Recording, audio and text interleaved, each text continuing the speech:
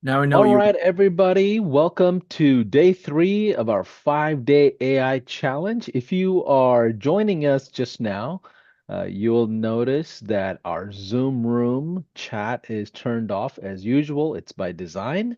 And if today's your first day, welcome in. In case if you have been here the whole time, we appreciate you participating and being engaged. So first thing I want you to do is go to High Level's Facebook page. So there is a link in the Zoom chat that one of our team members will drop here in a second.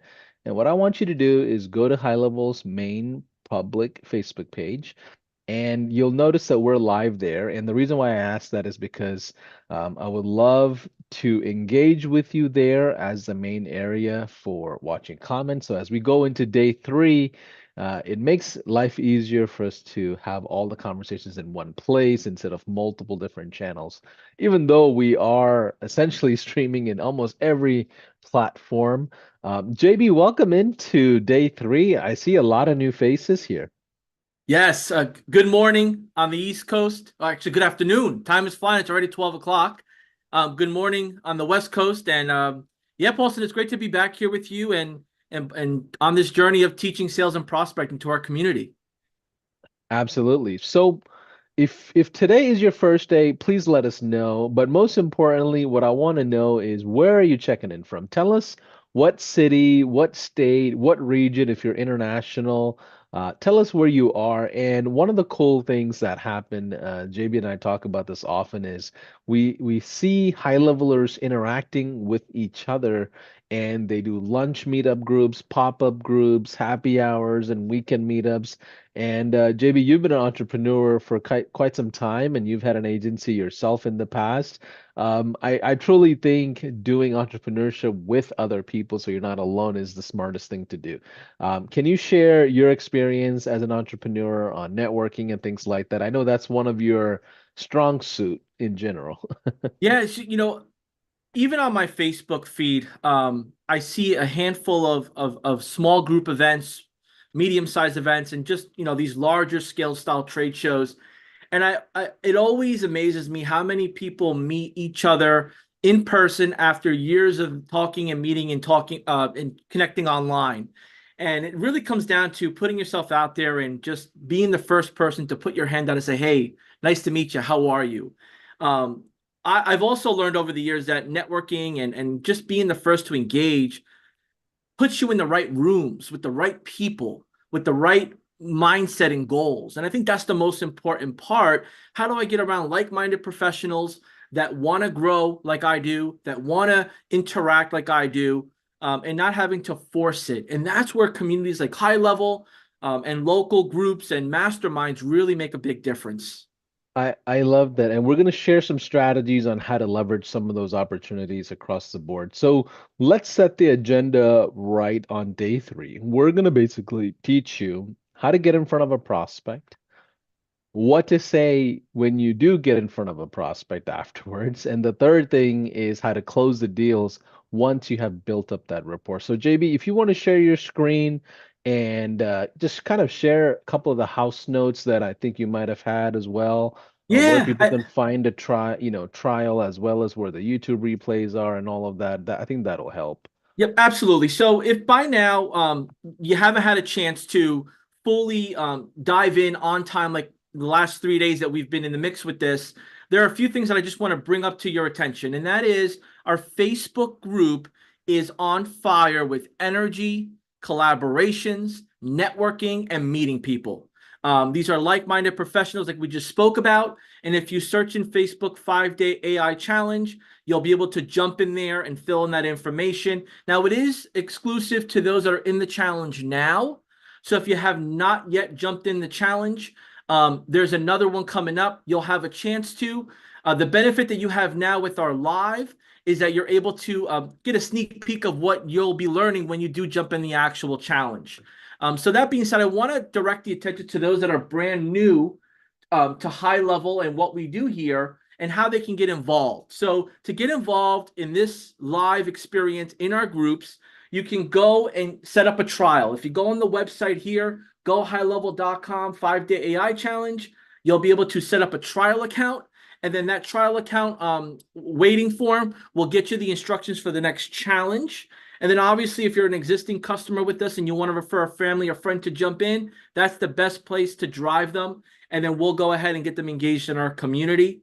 In addition to that, we have our first agenda goal, which is to get you your first paying customer. That's the most important part of this challenge. That's where the challenge end comes into play. We're going to push you just a little bit more harder today than we did the last 2 days to now go out and about, re-engage with your network, meet new people in your surrounding area, online, anywhere in between, and say, hey, look, I want to show you what we have going on. And that will get you closer to getting your first paying customer. Now, to my independent business owners that are here, this will get you a little closer to how maybe you can evolve into helping other like-minded business owners in your industry, in your area, or outside of your industry, just a family or friend that maybe has a business, to help them get their business with an AI chat function that maybe you give them a beta. So there's so many great things that we have aligned and set up for you to help you grow, learn, as well as put yourself into getting that customer and growing your business. That being said, we're going to get into today's agenda. Bear with me a second here, and we'll jump right in here. Pull this up. And today's agenda is special because it is what allows you to now get to meeting new people, as well as helping them with their business. I mean, think about this. You have maybe a neighbor that owns a business, and that neighbor's struggling. They're struggling for business. They're struggling with maybe keeping customers. They aren't tech savvy. And you're having a conversation while you're out and about, or you're walking the dogs, or you're at a picnic or at a family event, and say, hey, look, I just jumped into this new venture of starting my software business, or my a new venture with growing, helping other businesses communicate with their customers. I'd love to tell you a little bit more about it. And they're going to probably say, what do you mean you're starting a new business, or you started a new venture? And that's the magic part, because that's curiosity. So we're going to help you build upon curiosity, so that way you can get in front of somebody that is looking for what you have. And then obviously the second thing that comes up is, what do I say once they engage, once they communicate with me? What do I do next? Because I'm new to this. We're going to help you and guide you of what you do next. And then most importantly, for them and for you, how do we close the relationship and make it into the next step of getting their product or their business connected with the AI chat widget? How do we set the right expectations so they're excited and they know what should be coming and what will be happening because of it? So I hope this lesson today finds you well and exciting, because although you may be experienced or new, there's going to be a little bit for everybody. So I want to touch on sales, prospecting, and conversations. There's 4 phases to this. And for my challengers that were in previous missed call text back with Paulson, this is probably familiar, because this is the foundation of how we talk to and about high level. The story is everything. And this story starts with your personal belief on the impact and value you bring as a person, combined with the AI chat reception, the AI executive, whatever you called it. The functionality is coupled with you and the story that you're bringing to your area. And that typically sounds something like, hey, it's great to see you. I'm so excited. What have you been up to? And then they ask you, what have you been up to? And you say something like, oh my gosh, I've been hours and hours involved with a new product, a new venture, a feature that I've been spending my time building upon, and that is my AI chat reception. And they're going to say, well, what is that? And that goes with the story of, remember I used to share with you that, I would be fumbling around because I couldn't keep a staff member, or I couldn't do this because I was so busy. I finally found a way to automate and make it fast for people to get answers that they ask the same questions over and over. And they're, depending on the past conversation you had or the storyline you've shared before, they'll say, "Oh my God, tell me more." And then as you start getting into that, you now have their attention. It's that hook of, look, what do you got? What have you been up to? And they're really interested because of you, not really because of the cool invention or the cool product you're positioning. They're interested in you and your story. And then as you get into that phase two, they want to start putting this all together like a puzzle piece. Like, okay, so I get it. You have a AI chat widget on your website, or it communicates and answers questions. Tell me more, right? A business person is going to want to know the numbers. They're going to want to know the benefits. And maybe you say, when I was answering questions, at 2 in the morning, at 3 in the afternoon, when I committed to, 5 hours of just being behind the computer to answer questions, I was losing out on other responsibilities.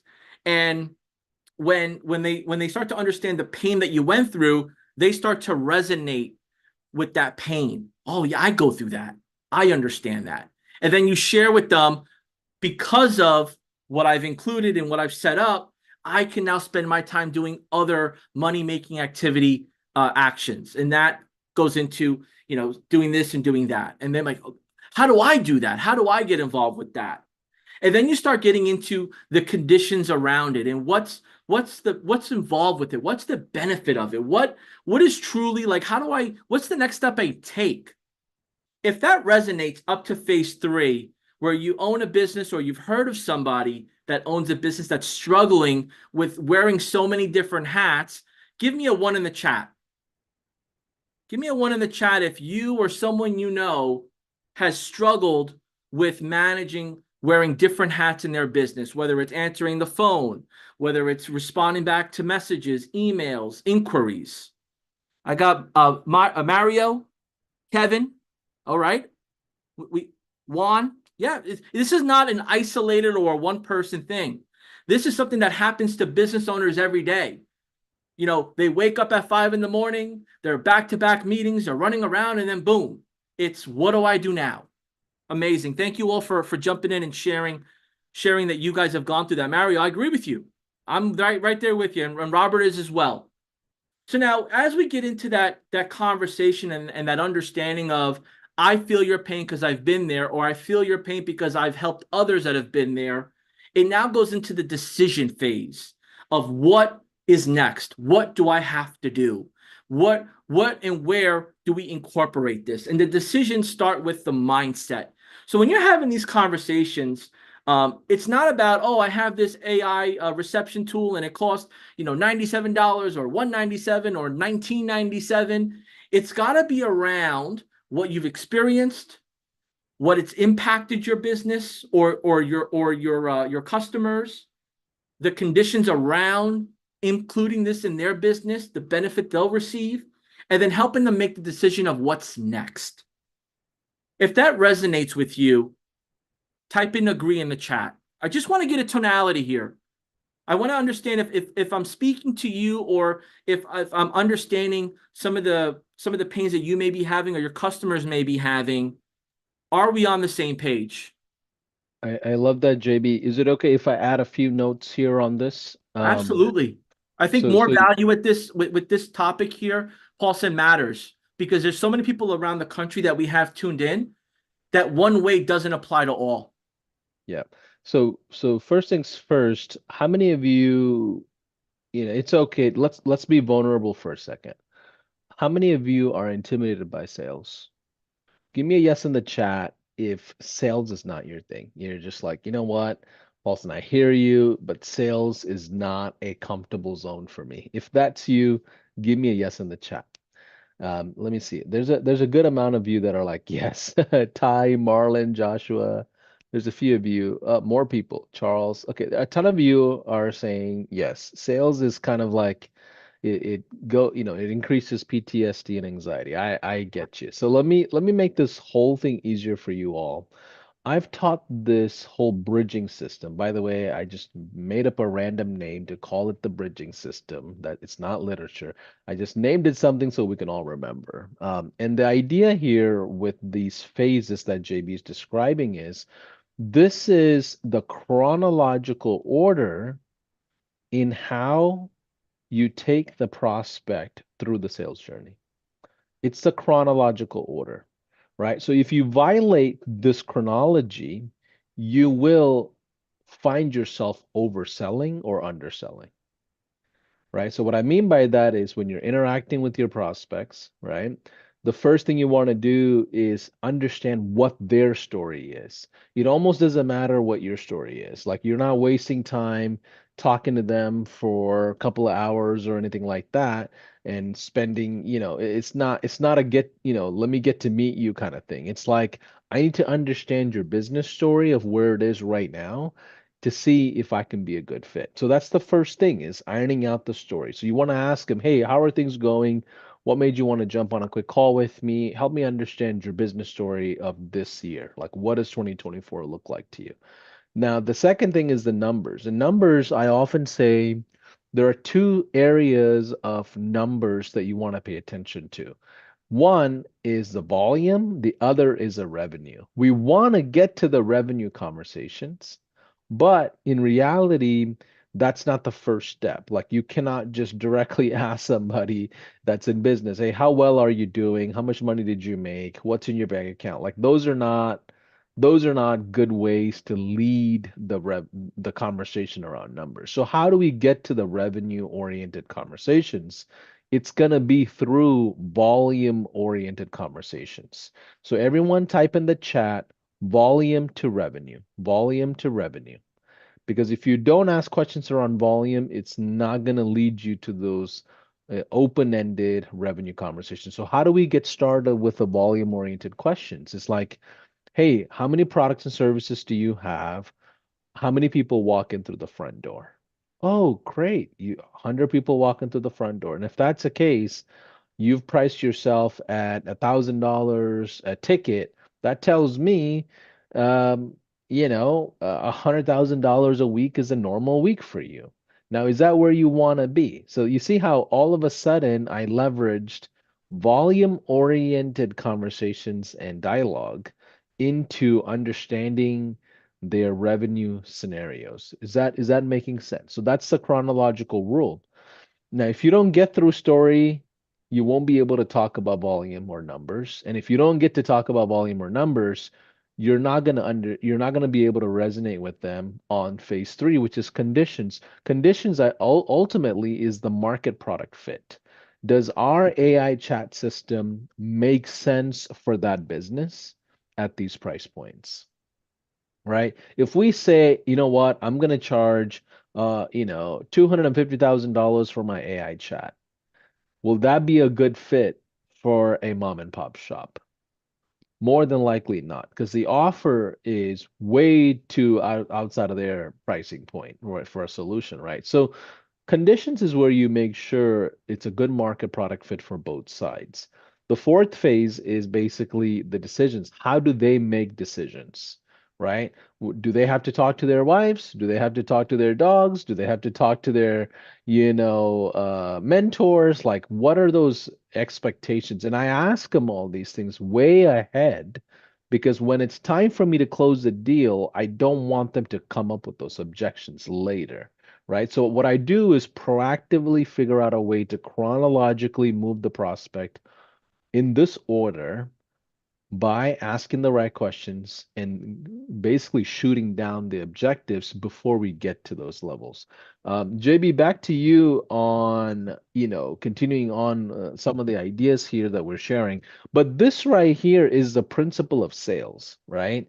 You have to understand at a macro picture level of how you're moving the prospect through the customer journey. Every conversation has these phases, whether it's on email, whether you're shaking hands at a commerce event, whether you're speaking from stage, whether you're doing a podcast, whether you're doing a webinar, whether you're doing cold outreach, it doesn't matter. Every sales cycle often go through these four phases. I wanted to share that with all of you because I know some of you had mentioned you're new to sales and you want to understand it better. And sales is like sports, right? Like you can keep shooting as many times as you can, and once you get a couple of free throws in, you'll get comfortable. But I mean, if you're not practicing a lot on this rhythmic type of sport-oriented activity, you're typically going to have these ups and downs. But anyways, I just wanted to add those notes to all of you because that's the foundation of how we look at sales in general, whether it's AI or not, whether it's missed call text back or not. Maybe it's funnels, maybe it's websites that you're selling. Whatever it is, you have to take the clients in these types of chronological order. JB, thoughts?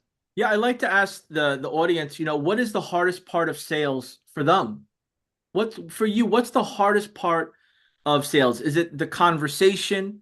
Is it the follow-up? Is it just the outreach in itself of saying hey and kind of leading that flow? Throw it in the chat. What's the hardest part for you in sales, or what you've heard maybe from someone else? We have Addie, getting the appointment, conversations, putting the proof in front of them. The system's not turnkey. Outreach is the hardest.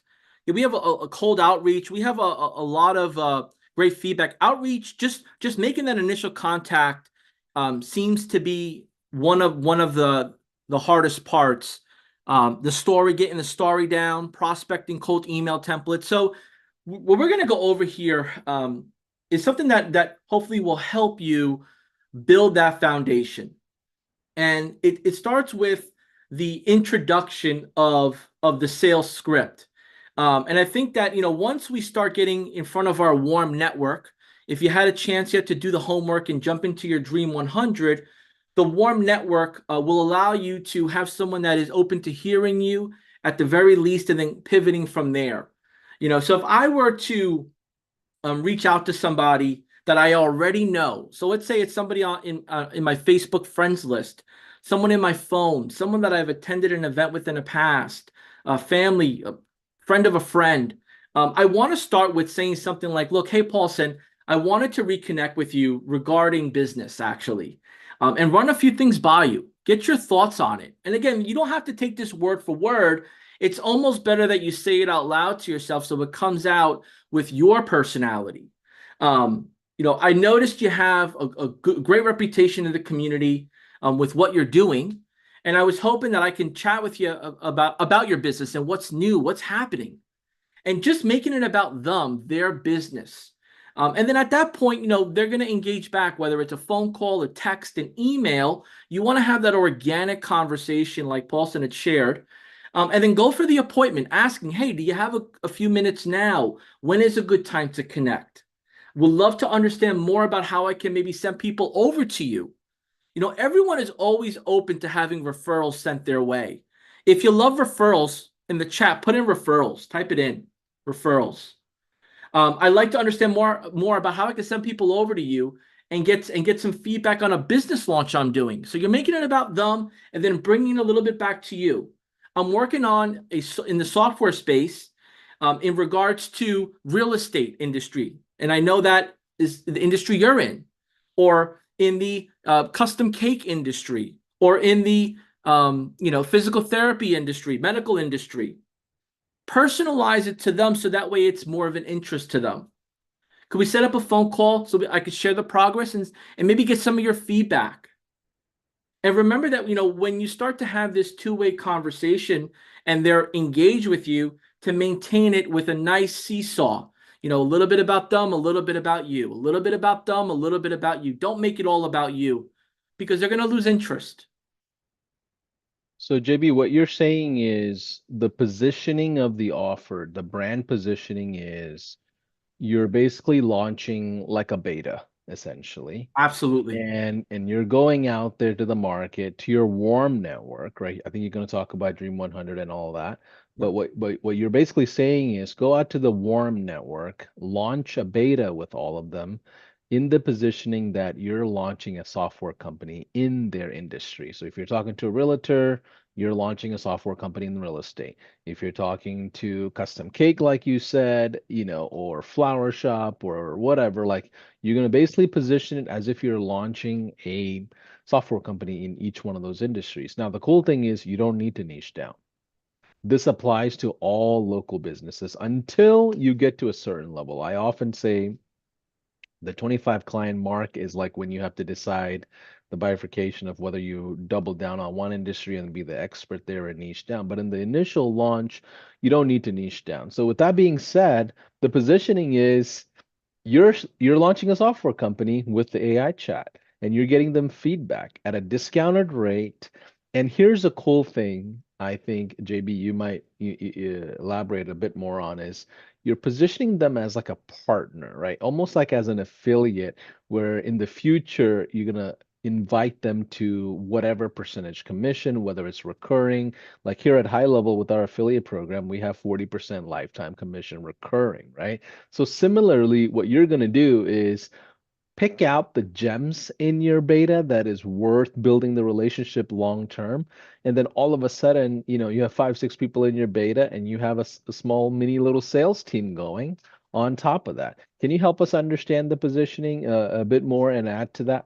Yeah, I think it comes down to people know, like, and trusting you. And if they know that you know enough about their business, their pain points, they're going to be more interested in what you have in the making, what you are preparing to launch. I mean, there's a lot of people that want to be part of the early stages of a new way of doing business or a new way of helping themselves do better business. And that obviously grows and affects their bottom line in their business. So if you're a real estate agent and you know that people are struggling in the market of getting homes sold or people buying homes, you can position around now is the perfect time to implement things like this because it allows you to get ahead of the market when things do get better. And again, that's just an opinion, but people want to know, well, how could this help me do that? But you have to speak their language, and that's where the benefit of doing the research, being part of some small groups, and just consuming it as if you were that person or that business owner. Now, I want to get into a little bit about that's the foundation that can work with pretty much anyone because it activates a two-way interest.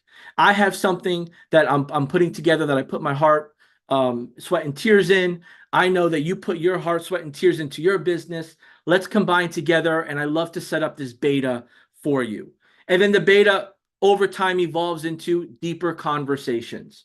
So the question becomes, John, where do I start? Do I start, cold outreaching?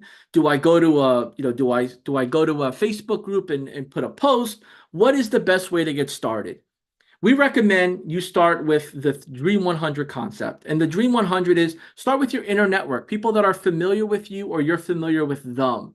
And it starts with a few steps, creating a list with the PDF that we sent over to you in your collateral is a good foundation, or putting them in a notebook or in your high-level account as a contact, depending on your experience as an opportunity, allows you to move them along within the software too. But just look at who's who. If you look at your phone, I got, Jay, I have Jim, I have Jane, I have Ashley, I have Frank. Frank owns a real estate business. Ashley owns a hair salon. Jim owns a chiropractic office. Put that down because now that puts you in the mindset and the framework of how and what and why I'm reaching out to them and what do I need to resonate with them about their business and combine it with what I'm doing. And then as you start to do that, you start to prioritize who you're going to reach out to first and who you can help the best. Not everyone is going to be the right fit for you, and you won't be the right fit for them, and that's fine. But it's also a great opportunity of just having a fruitful conversation. So when they speak or think of what you're doing, they could share with others. And that's where the referrals comes in. And then obviously, initiating that personalized outreach is so key. Being the first one to reach out is where it starts. A good friend of mine in the past shared, if it's to be, it's up to me. So if you're not the one to say, hey, how are you? Then it's not going to happen.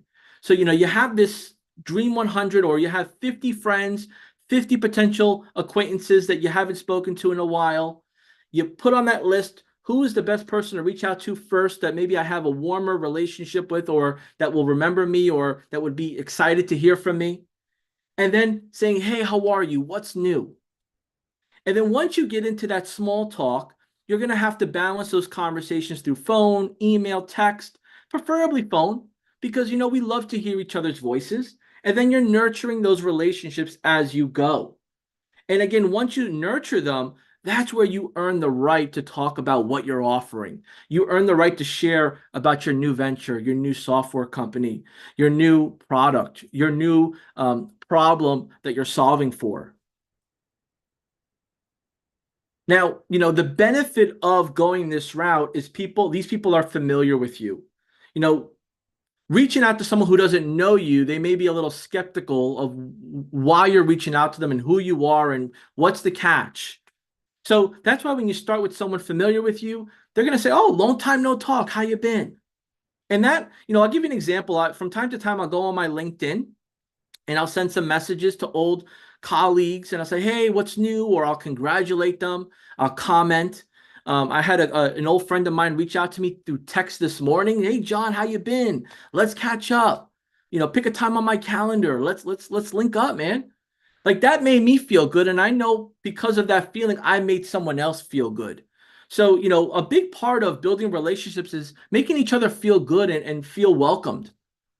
And while you're utilizing this familiarity, you're able to focus more on how you can help them than trying to sell them something. I mean, imagine if I reach out to you and I say, "Hey, who do we got in the chat here? We got, hey, Chris, long time no talk. I want to send you my beta and let me know what you think." Chris may be like, "Okay," but it may not be a priority to him. But if I tell Chris, "Hey, Chris, man, I saw all the great things you have going on in your business. Congrats. What's different now?" And I actively listen to what he's sharing. I can now pivot and say, "Well, have you thought of this? Have you thought of that? Is this a problem? I've seen this. I've seen others do that." And now Chris knows that I'm interested in what he has going on. He's more open to learn, "Well, what do you got going on?" And that's how we start to create the nurture. And what's beautiful that within high level, you can put notes for these contacts and nurture them as you're going through that relationship. And as you start leveraging these existing, trust actions, that's where you start to facilitating and create those next steps. No one loves to be pitched something, but people love to buy. And selling the way you like to buy is much more easier. I had made a purchase over the weekend and I was Googling, right? How many of us use Google or a search engine or Alexa or one of these tools to start the research? And when I was doing so, I'm looking at the website and I can always tell like when a website's a little outdated, right? Not too much love on the website of the information is accurate. And I start going, I say, "All right, I'm not going to waste my time going through these old sites. I'm just going to go to the chat." And I started asking my questions and they started answering my questions. And that business earned my business.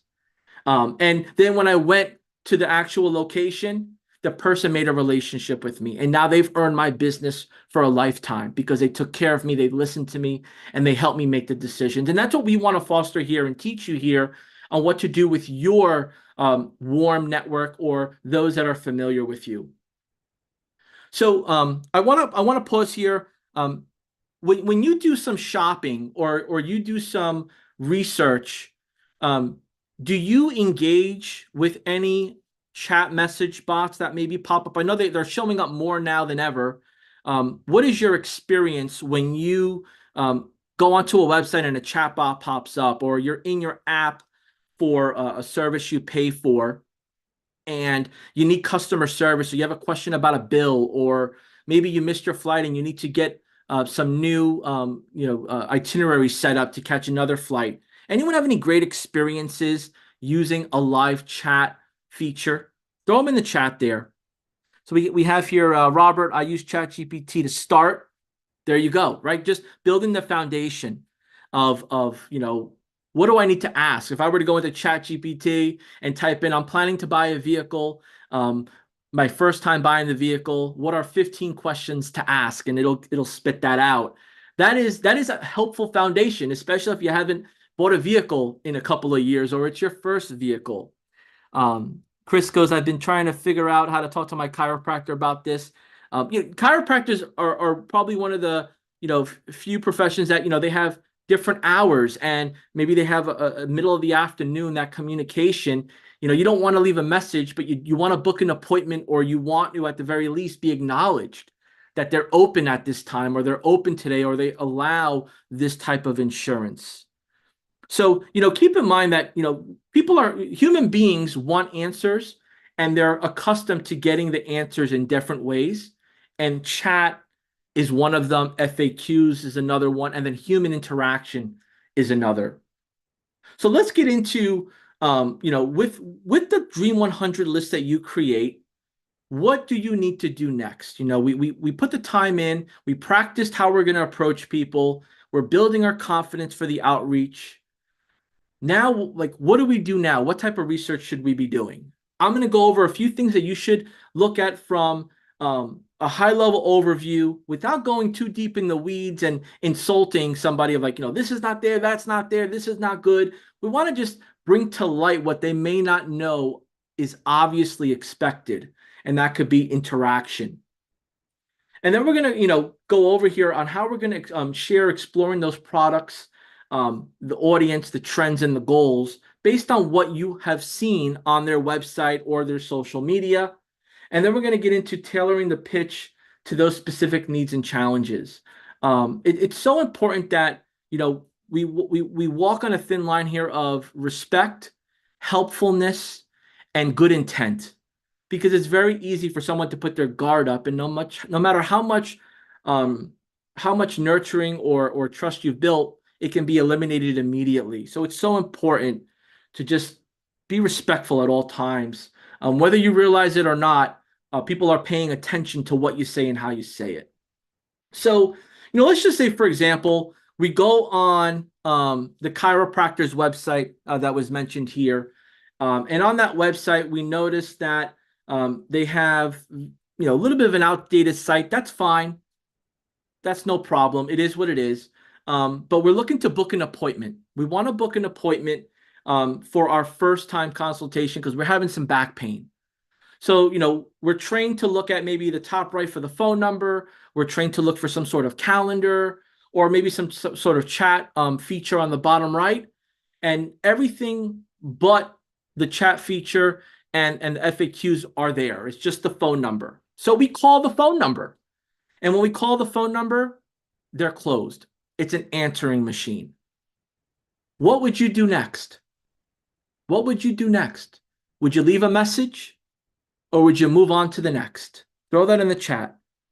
Would you leave a message and wait for a call back, or would you move on to the next person in the area to help you with your back pain?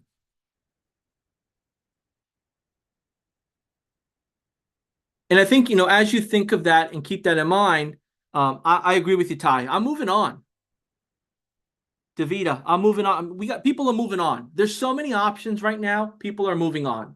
So that's something you want to keep in mind as you're sharing and building that conversation around what is it that you need and how can I help you?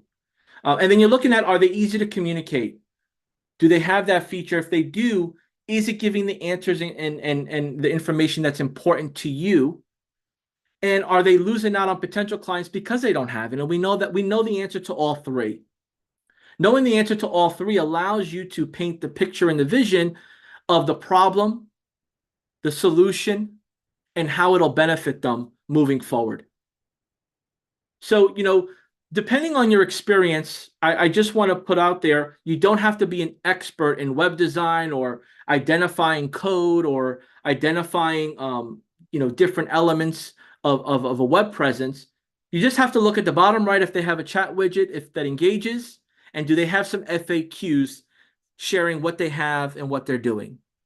And do they have an appointment calendar available or a callback request feature available?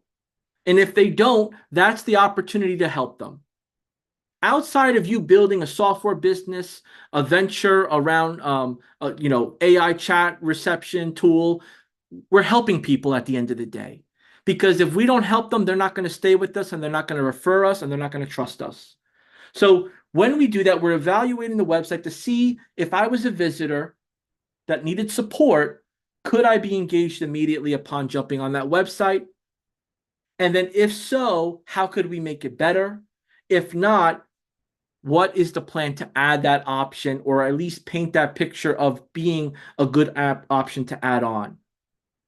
And then obviously you can tell a lot by a business's website, where you can see how much how proactive they are with helping their potential customers or existing customers. So typically there's an FAQ section. What does that look like? Because now when I reach out to this person on my Dream 100, I'm asking, hey, have you had a chance to make those updates? I saw this, I saw that. Have you thought of this? Because when you're around like-minded people, business owners, business professionals, they love feedback. They love constructive feedback. How can you make me better? How can I get more customers? How can I make people feel more confident in what I do? And that's truly the bread and butter of getting yourself out there. A lot of people get so caught up in I got to do paid ads. I got to do cold outreach. I got to get a coach. The list goes on and on and on forever. It'll never be perfect. It'll never be exactly what it needs to be. But as long as you're moving forward in mind, if I have great people around me, I'm in the right place and doing the right thing.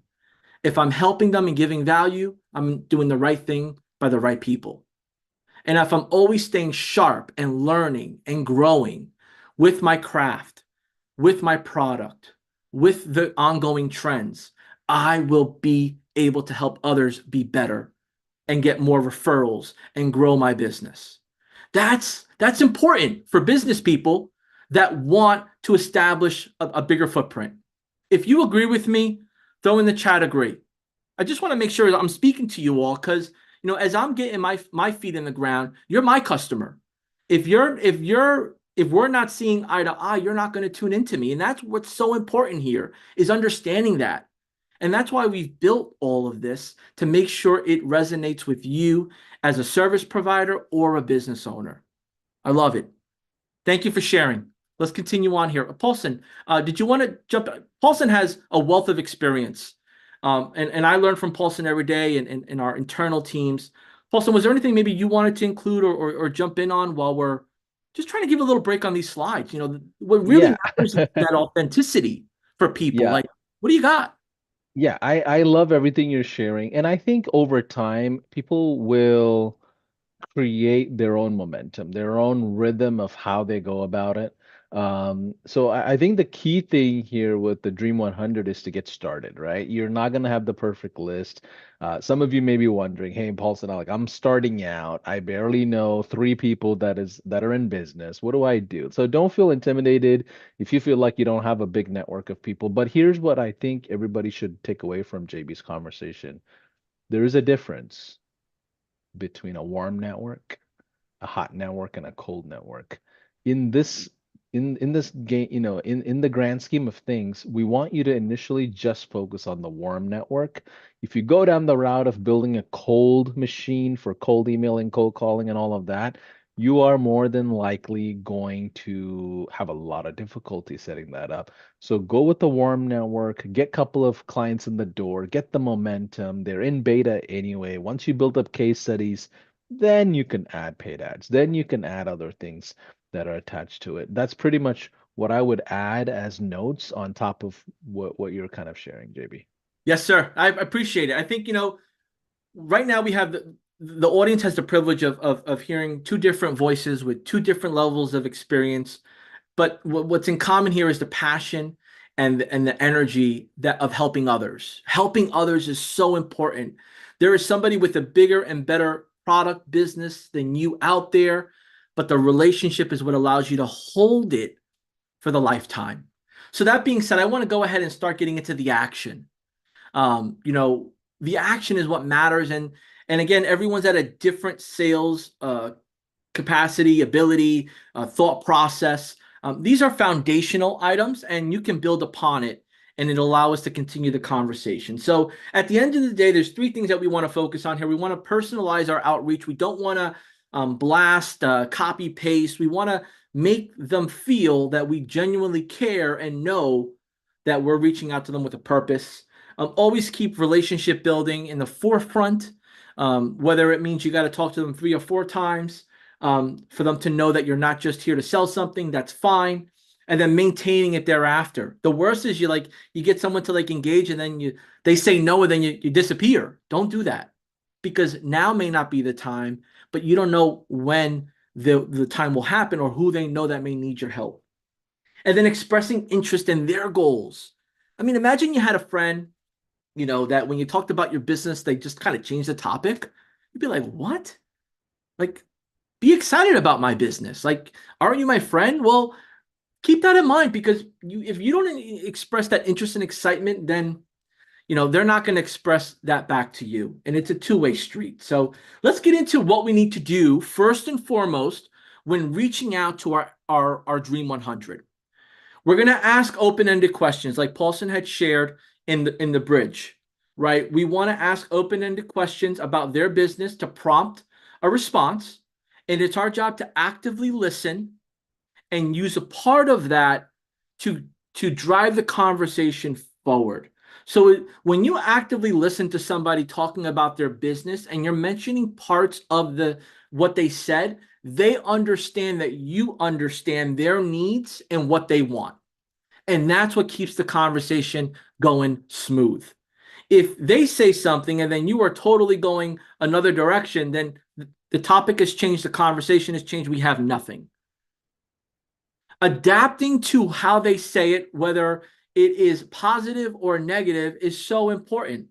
When you speak to someone about their business, especially someone in your warm network or you're re-engaging with, things may not be going perfect. And because they know you, they may assume you know that, or they may assume that it's okay to kind of give the real deal to you. It may not be positive. They might say, man, actually, business is not going good. It's actually going really bad. I'm thinking about closing. In your mind, as you're listening to that, how can I help? What's happening, Joe? Why that? I didn't expect to hear that. And let them open up, because you might have caught them at the right time, that now you can help them because they're not tech savvy, or they haven't thought about it, or they lost trust in marketing. There's so many different reasons why people just give up on products, marketing, and making their business better. And while you're doing that, you're building the trust and rapport, and that is so important, because they know you care. Now, as you're evolving in this conversation, you're going to put them in your phone, right? I don't want you to think about, do I need to activate text messaging on my high level, or, how do I make phone calls? How do I automate phone calls? This is a human training on just building relationships and relating it to your new venture and your software business, right? So you want to make sure they're in your phone, that you have some reminders and touch points to kind of keep that conversation going if they're not always top of mind. You want to make sure you're not using like professional corporate jargon, or scaring them away like you're going to be selling them something. You just want to make sure they feel that this is authentic, and it should be authentic, because here's the most exciting part out of all this, my friends. You're starting a new extension of your business, or a new business from scratch. No matter where in the world you are, you're starting something fresh. This is exciting. It's yours. This is all yours. So building the foundation one step at a time matters. And as you're doing that, it's offering value, and you're creating a conversation. If there's no conversation, there's nothing to be had. Now, question comes up, how do I start reaching out? What's the best thing to say? I signed up for this sales training. I just signed up for that.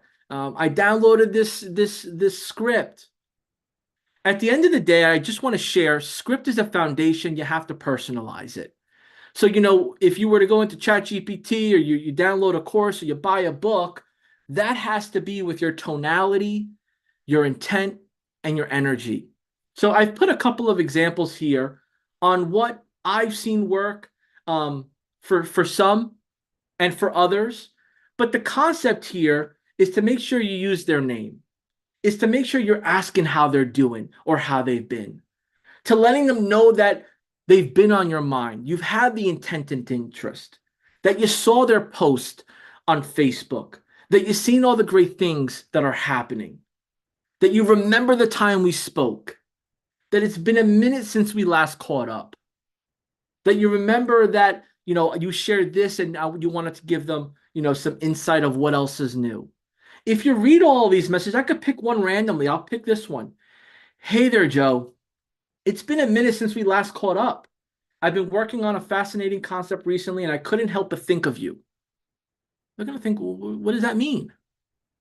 What do you got, right? It may be a short answer within 30 seconds of you texting.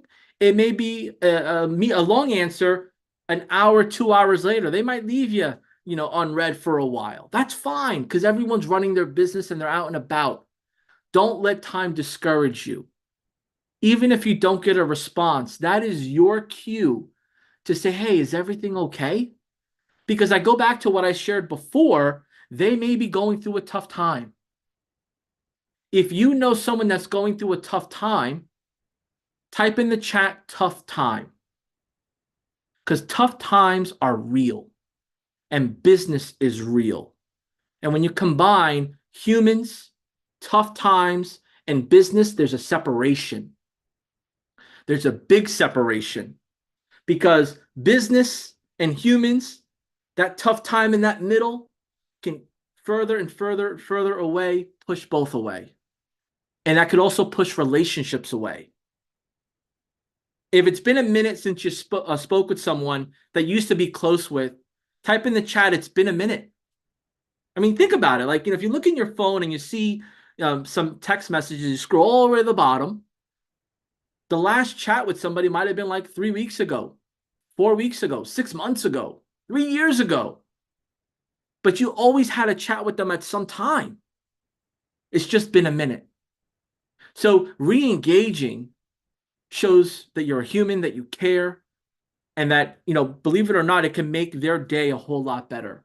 So how does that relate with software, your new venture? You're a human being.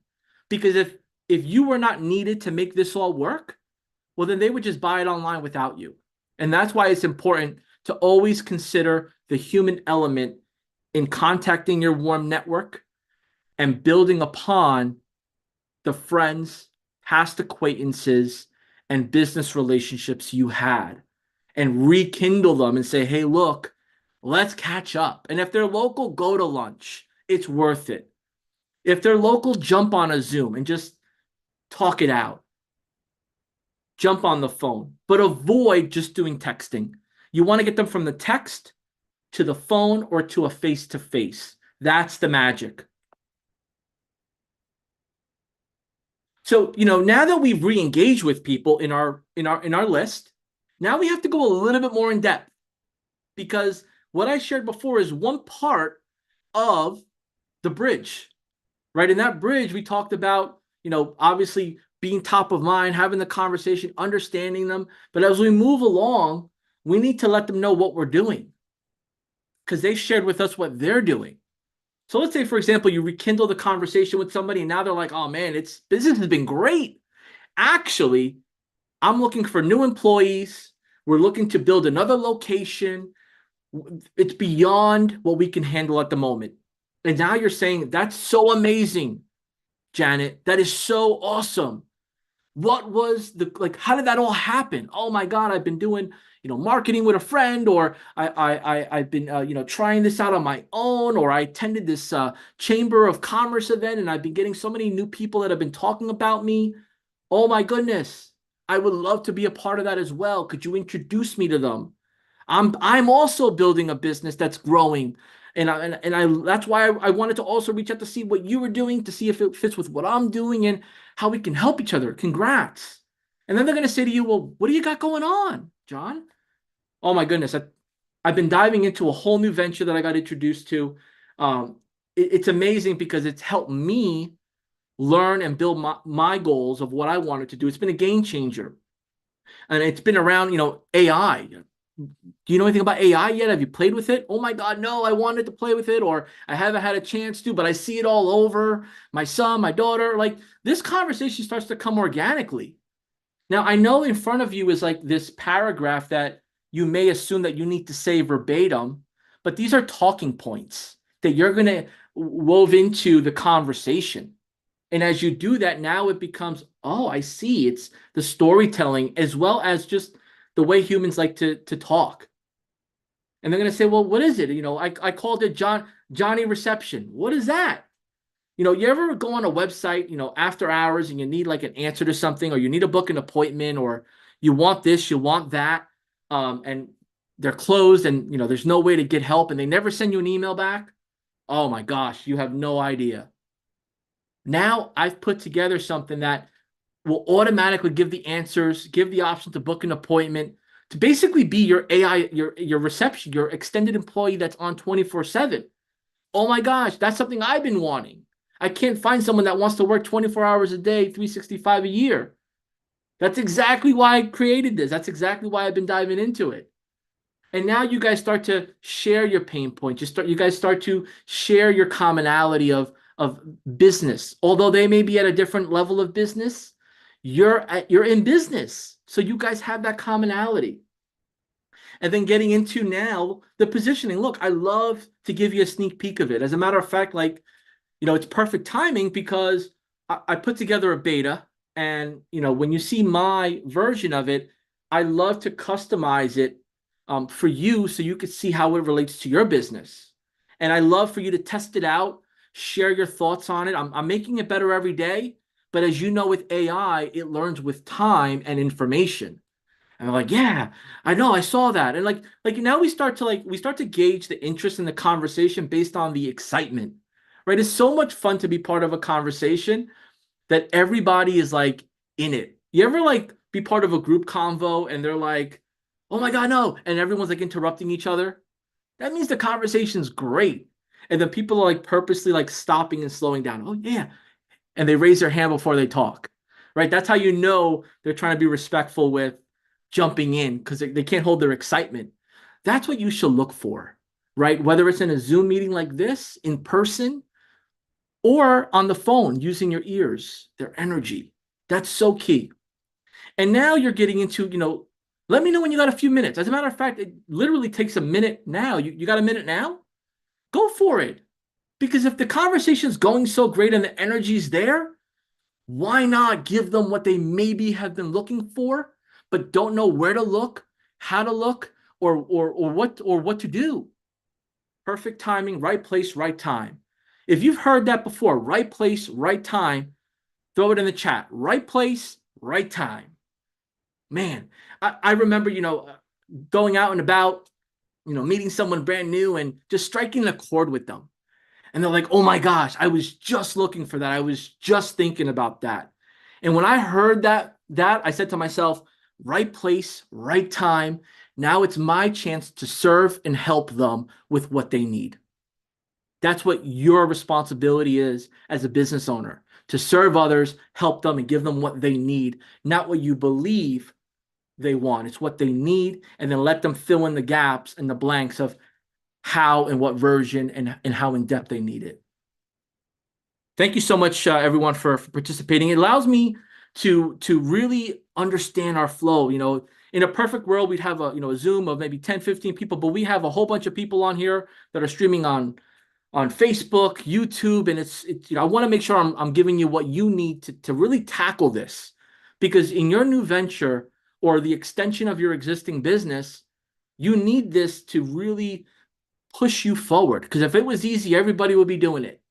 If it was easy, there'd just be one book, not hundreds of books on sales and marketing. So I hope that resonates with you. Paulson, we've had conversations like this very, very often, and we've seen it with new customers as well as experienced and advanced customers that have their own companies and serve hundreds of thousands of customers. And the pain is still the same at all those levels. They either lose connection with their customer because they're so busy, or they over communicate with their customer and the customer gets bombarded because it doesn't resonate with them anymore for whatever reason. Yeah. I think, people often ask us in our masterminds, in our conferences, workshops, podcasts, they often ask us, Paulson, JB, Chase, like, what are, some of the common mistakes y'all see with agency owners, marketing service providers, or even SaaSpreneurs? I personally think the biggest mistake you can make is leading with multiple offers, right? So, JB, I think you shared, I think on day one of the difference of core offer versus gateway offer versus expansion offer versus downsell offer. And if you want to pull that up, you can. But ultimately, the big picture is when do you offer what and what is the timing of that sales journey? What is the timing of that prospecting? So we're telling you, lead with the virtual receptionist, the executive assistant, that person that's online that is going to field their traffic for them, right? That's the positioning. You're not even going to say the words AI chat widget. Like, take that out of your vocabulary. You're going to basically say, hey, can I help you field all your inquiries by having a online receptionist set up, and it's powered by AI, just so you know, but it's an online receptionist. And when you put in that positioning, it's like, well, what else can you do? And your role as a SaaSpreneur slash, an agency or marketing service provider that's starting out, your goal is to park them into the core offers from a tech standpoint to give you the most amount of usage. What are those core offers from the gateway offer? The core offers are reviews, mobile app. What else? There's one more. Let me Reputation see. management is another Yeah. option. Yeah. Well, that's reviews, right? So I'm sorry, yeah. reviews. Mhm. Yeah, reviews, mobile app, and GMB profile management. Why GMB? Because every local business has organic traffic there. And then you have the live chat that you're using as like a Trojan horse. JB, do you mind sharing that screen with the graph where it kind of shows gateway offer, core offer, expansion, and downsell? Because that gives like the bigger picture of the offer itself, the pricing, and this is really the one of the biggest conversations we have in a lot of our events as well. And the question is, well, Paulson, if I'm leading with AI chat widget or maybe missed call text spec for those of you that are veterans that jumped into the old 5 day challenge, when do you position people into the core offer? It's during the onboarding, right? You want to set up the onboarding within 72 hours and you want to push people into your core offer. And let me ask a pop quiz. Let me have a pop quiz for all of you that I see few similar, familiar names that I've seen before. Let me do a pop quiz real quick. Are we going to charge extra for the core offer features? What is high level's recommendation in how to position the core offer? Is it a yes? It's a yes or no question. Are you going to be charging extra for reviews, mobile app, and the GMB profile? Or is it yes or no? Let's see how many of y'all were listening. Let's see. A few of you are saying yes, some of you are saying no. The key answer here is no. You don't want to charge them any extra just because they're using your platform more, right? So you have to think like a software company instead of like as an agency owner because you want them to maximize the usage of the software. Your concern is not the upfront revenue like an agency, right? So pay attention to this as JB is going through sharing some of the details of how to move the customers in, right? How to position it the right. And then maybe 2 weeks later, you have a check-in call and they're like, hey, Paulson, like I don't have a lot of traffic on my website. No problem. I can increase the traffic by turning on Facebook ads for you. That's your expansion offer. It doesn't mean you have to offer it, but that's the way you would position it if that's a talent that you have and you feel comfortable providing Facebook or Google ads or whatever. And then let's say they cancel for whatever reason, you park them back into the downsell offer. And that's the big picture of the whole framework of this offer, right? Leading with one, then expanding when it's the right time within 72 hours, then expanding into further services. That's probably what I would add here as notes. Awesome. Thank you so much, Paulson. And different different outcomes for different experiences, but the concept is to at the very least treat the customer or the potential customer that you have with what is going to drive their business further, um, with your knowledge and your experience and your AI reception feature, but also keep in mind that they're going to need more. They're going to need more, and you want them to be aware that the more that they need is exactly what we have, and we know how to put it all together to work smoothly. Because, like I mentioned before, those that are more experienced, that are maybe listening in, or have done this training in some way, shape, or form within our platform, is that people are buying multiple widgets and features, and they're paying for multiple subscriptions to solve one problem that can be easily solved under one roof for one payment, and be able to grow from that. And I say that because your Dream 100 is familiar with you. They're a warm network. They know someone that they may refer to you that's going to say, "Oh, you know them. I'll listen to them." So you want to make sure they know that you have the resource. But we're starting with this because this is what is best to get started now. And as we evolve, we go. So the overall goal of the Dream 100, in a nutshell, here is to prioritize personalization, have detailed conversations, focus on those building relationships and the values, and those genuine connections will bring you business and them business organically. It's not going to be pushed or forced. It's going to be, "Oh my gosh, thank you for helping me." So as we go through this, we're going to evolve really quick on being introduced by our warm network. Someone in your warm network might say, "Oh my gosh, John, thank you for reaching out. I'm actually part of a chamber of commerce, and we're looking for someone to talk about this. I'm part of a small business group.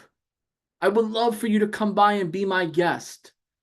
I would love for you to come to my office and teach my staff, or my agents, or my partners, of what you have going on. I know we could use this."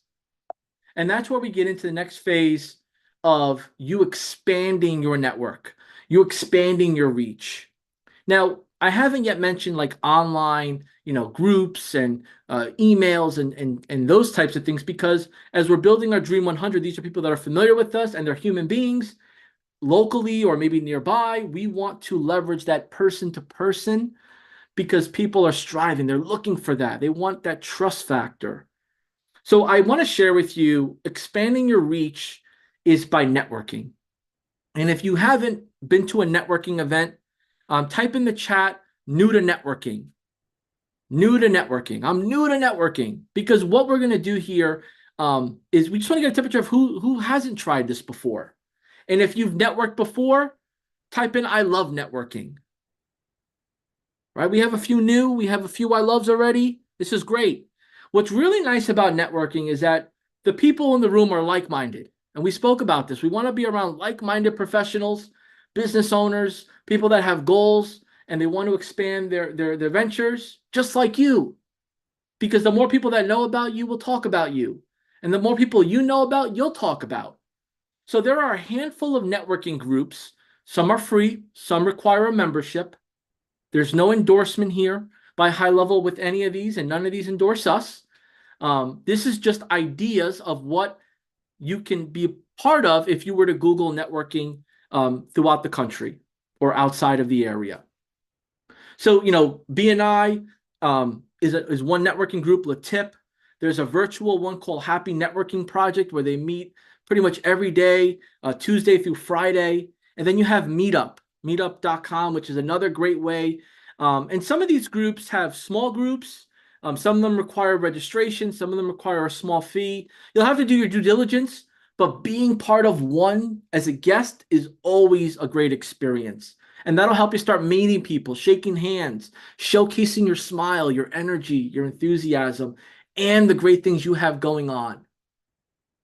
As you start doing that, you're going to be exposed to this feeling of, "Oh my gosh, this was great. How much more can I do of this?" So outside of those local networking groups, there's, industry association events. There's business networking events that are open that maybe have a small fee to it. There's trade shows, expos. There's development workshops. Like the SBDC, they're great across the country. They teach you how to start a business, manage a business. Your local university or college might have an alumni event or just some sort of public business event or guest speaker. Whether it's a guest speaker, a mix and mingle, a business card exchange, there's so many different ways to describe these types of meetings. Just show up and smile and listen and learn and talk and share. It's so important. When you get your chance to shake a hand, you'd be surprised how far that goes. Now, the question that comes up here and that's been coming up here now is, well, how do I find these? I'm new to it. I'm new to marketing. When you jump on Google and you're typing phrases like business networking events, professional meetups, networking near me, you include your city, your region, your village, your state. They're going to give you a smaller distance of an area that you can go to, more localized. Those are the ones you want to go to. Go to the ones that are hyper local, so that way you can then expand out, invite your warm network. Maybe your warm network's part of one, and expand out into maybe some larger events or some that are a little further away. And these instructions, if you want to take a screenshot of that or a photo, you're more than welcome. But this is the way to really authentically meet people and share and learn what's out there. And there's tons of events by industry alone. And that's going to lead to the demo. So now think about this. If we conceptualize, what we've gone over for almost the last hour here, we're coming to towards the tail end here, the best for last. Think about this. I created my Dream 100 list. Maybe it's only 25. Maybe it's 10.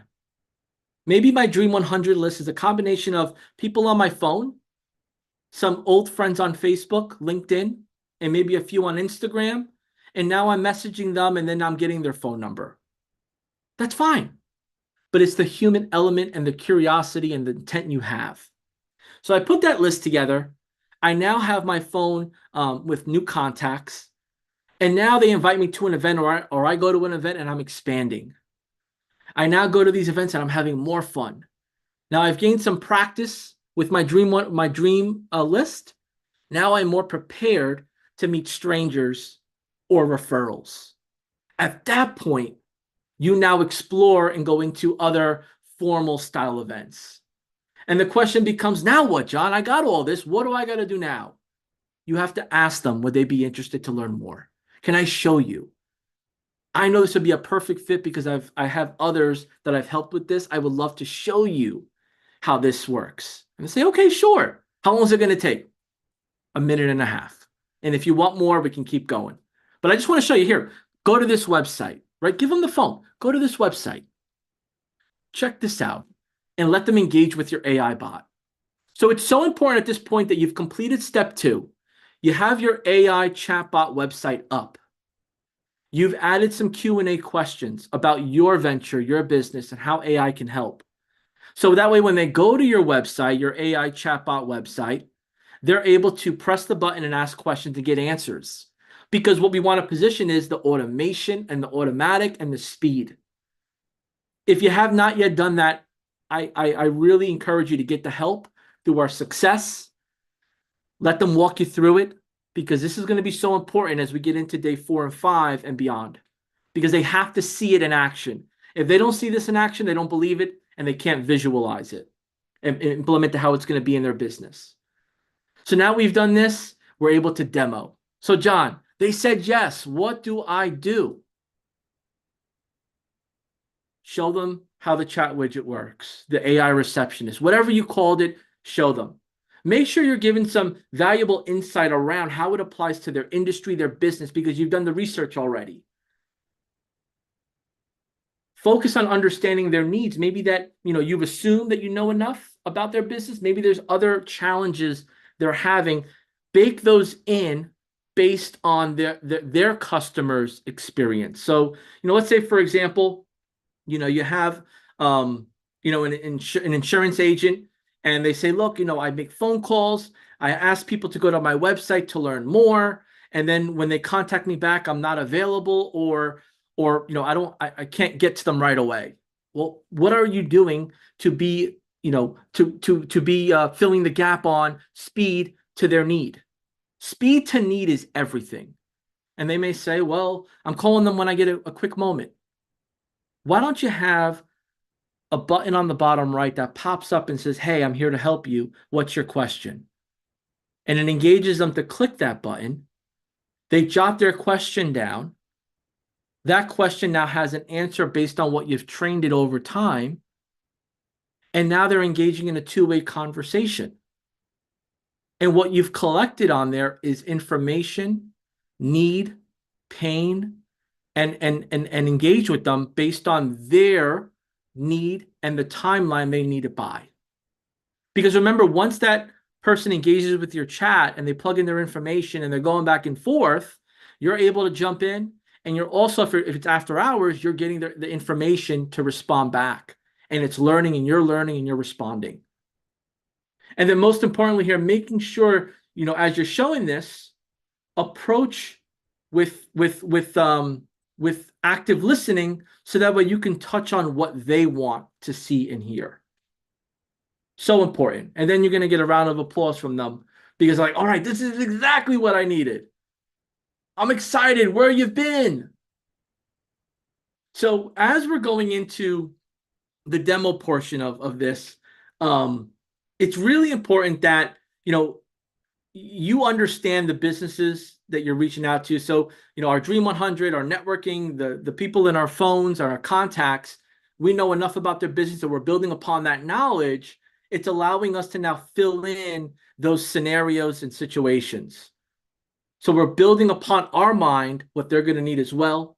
And now you're able to tell stories and tailor to their industry and use case. And that allows the excitement and engagement to continue. And customizing the demo really comes down to understanding their pain points. But remember, not everybody is as techie and savvy as you are. Remember, you might have started out really fast because you knew exactly what to do and you took instructions well, or maybe you were a little bit more learning curve because I don't do this, or I've never thought of this, or this is something totally brand new. You have to keep that in mind with them. So you want to treat it very basic and show how easy it is to use for their customer and for them. And highlight the simplicity in setup. Highlight that you're going to get a mobile app. You're going to be able to engage back. It's easy to train. It's easily to teach. You don't need to spend, thousands and thousands of dollars as if you would with an employee just dedicated to this function. And then tell that story, how it can help. And that becomes the exciting part, because now they start to envision themselves using your AI, your reception feature, and how it can help them grow their business. Of course, as you're showing them the demo, as they're experiencing, they're going to have tons of questions. I don't know if this works for me. What if this? What if that? You're not going to have answers to every bit and every question, but just be prepared to bring the positive end of it.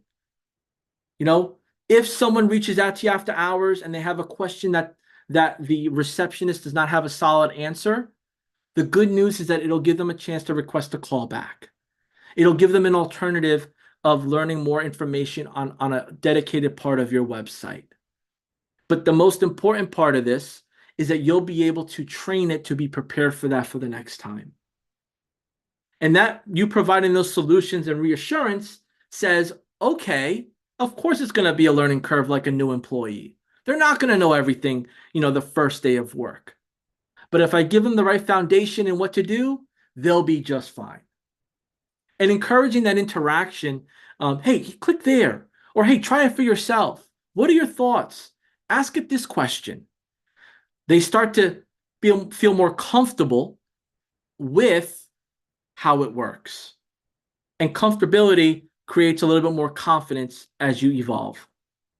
So make sure that you're asking questions during the demo. Make sure you're getting their feedback. Do you think this will work for you? What are your thoughts on if we did this? Are you excited? Does this solve what you've been looking for? They're going to organically share their emotion, and that's where you know you're on the right path. And if they don't, it's okay. Ask them, do you know anyone else that might need this or could use this help?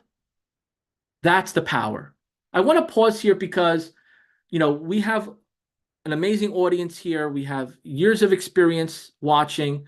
Paulson, you've been in the mix with this community for a long time. Could you share some insight about the demo, about our audience showing this to someone new as they're new?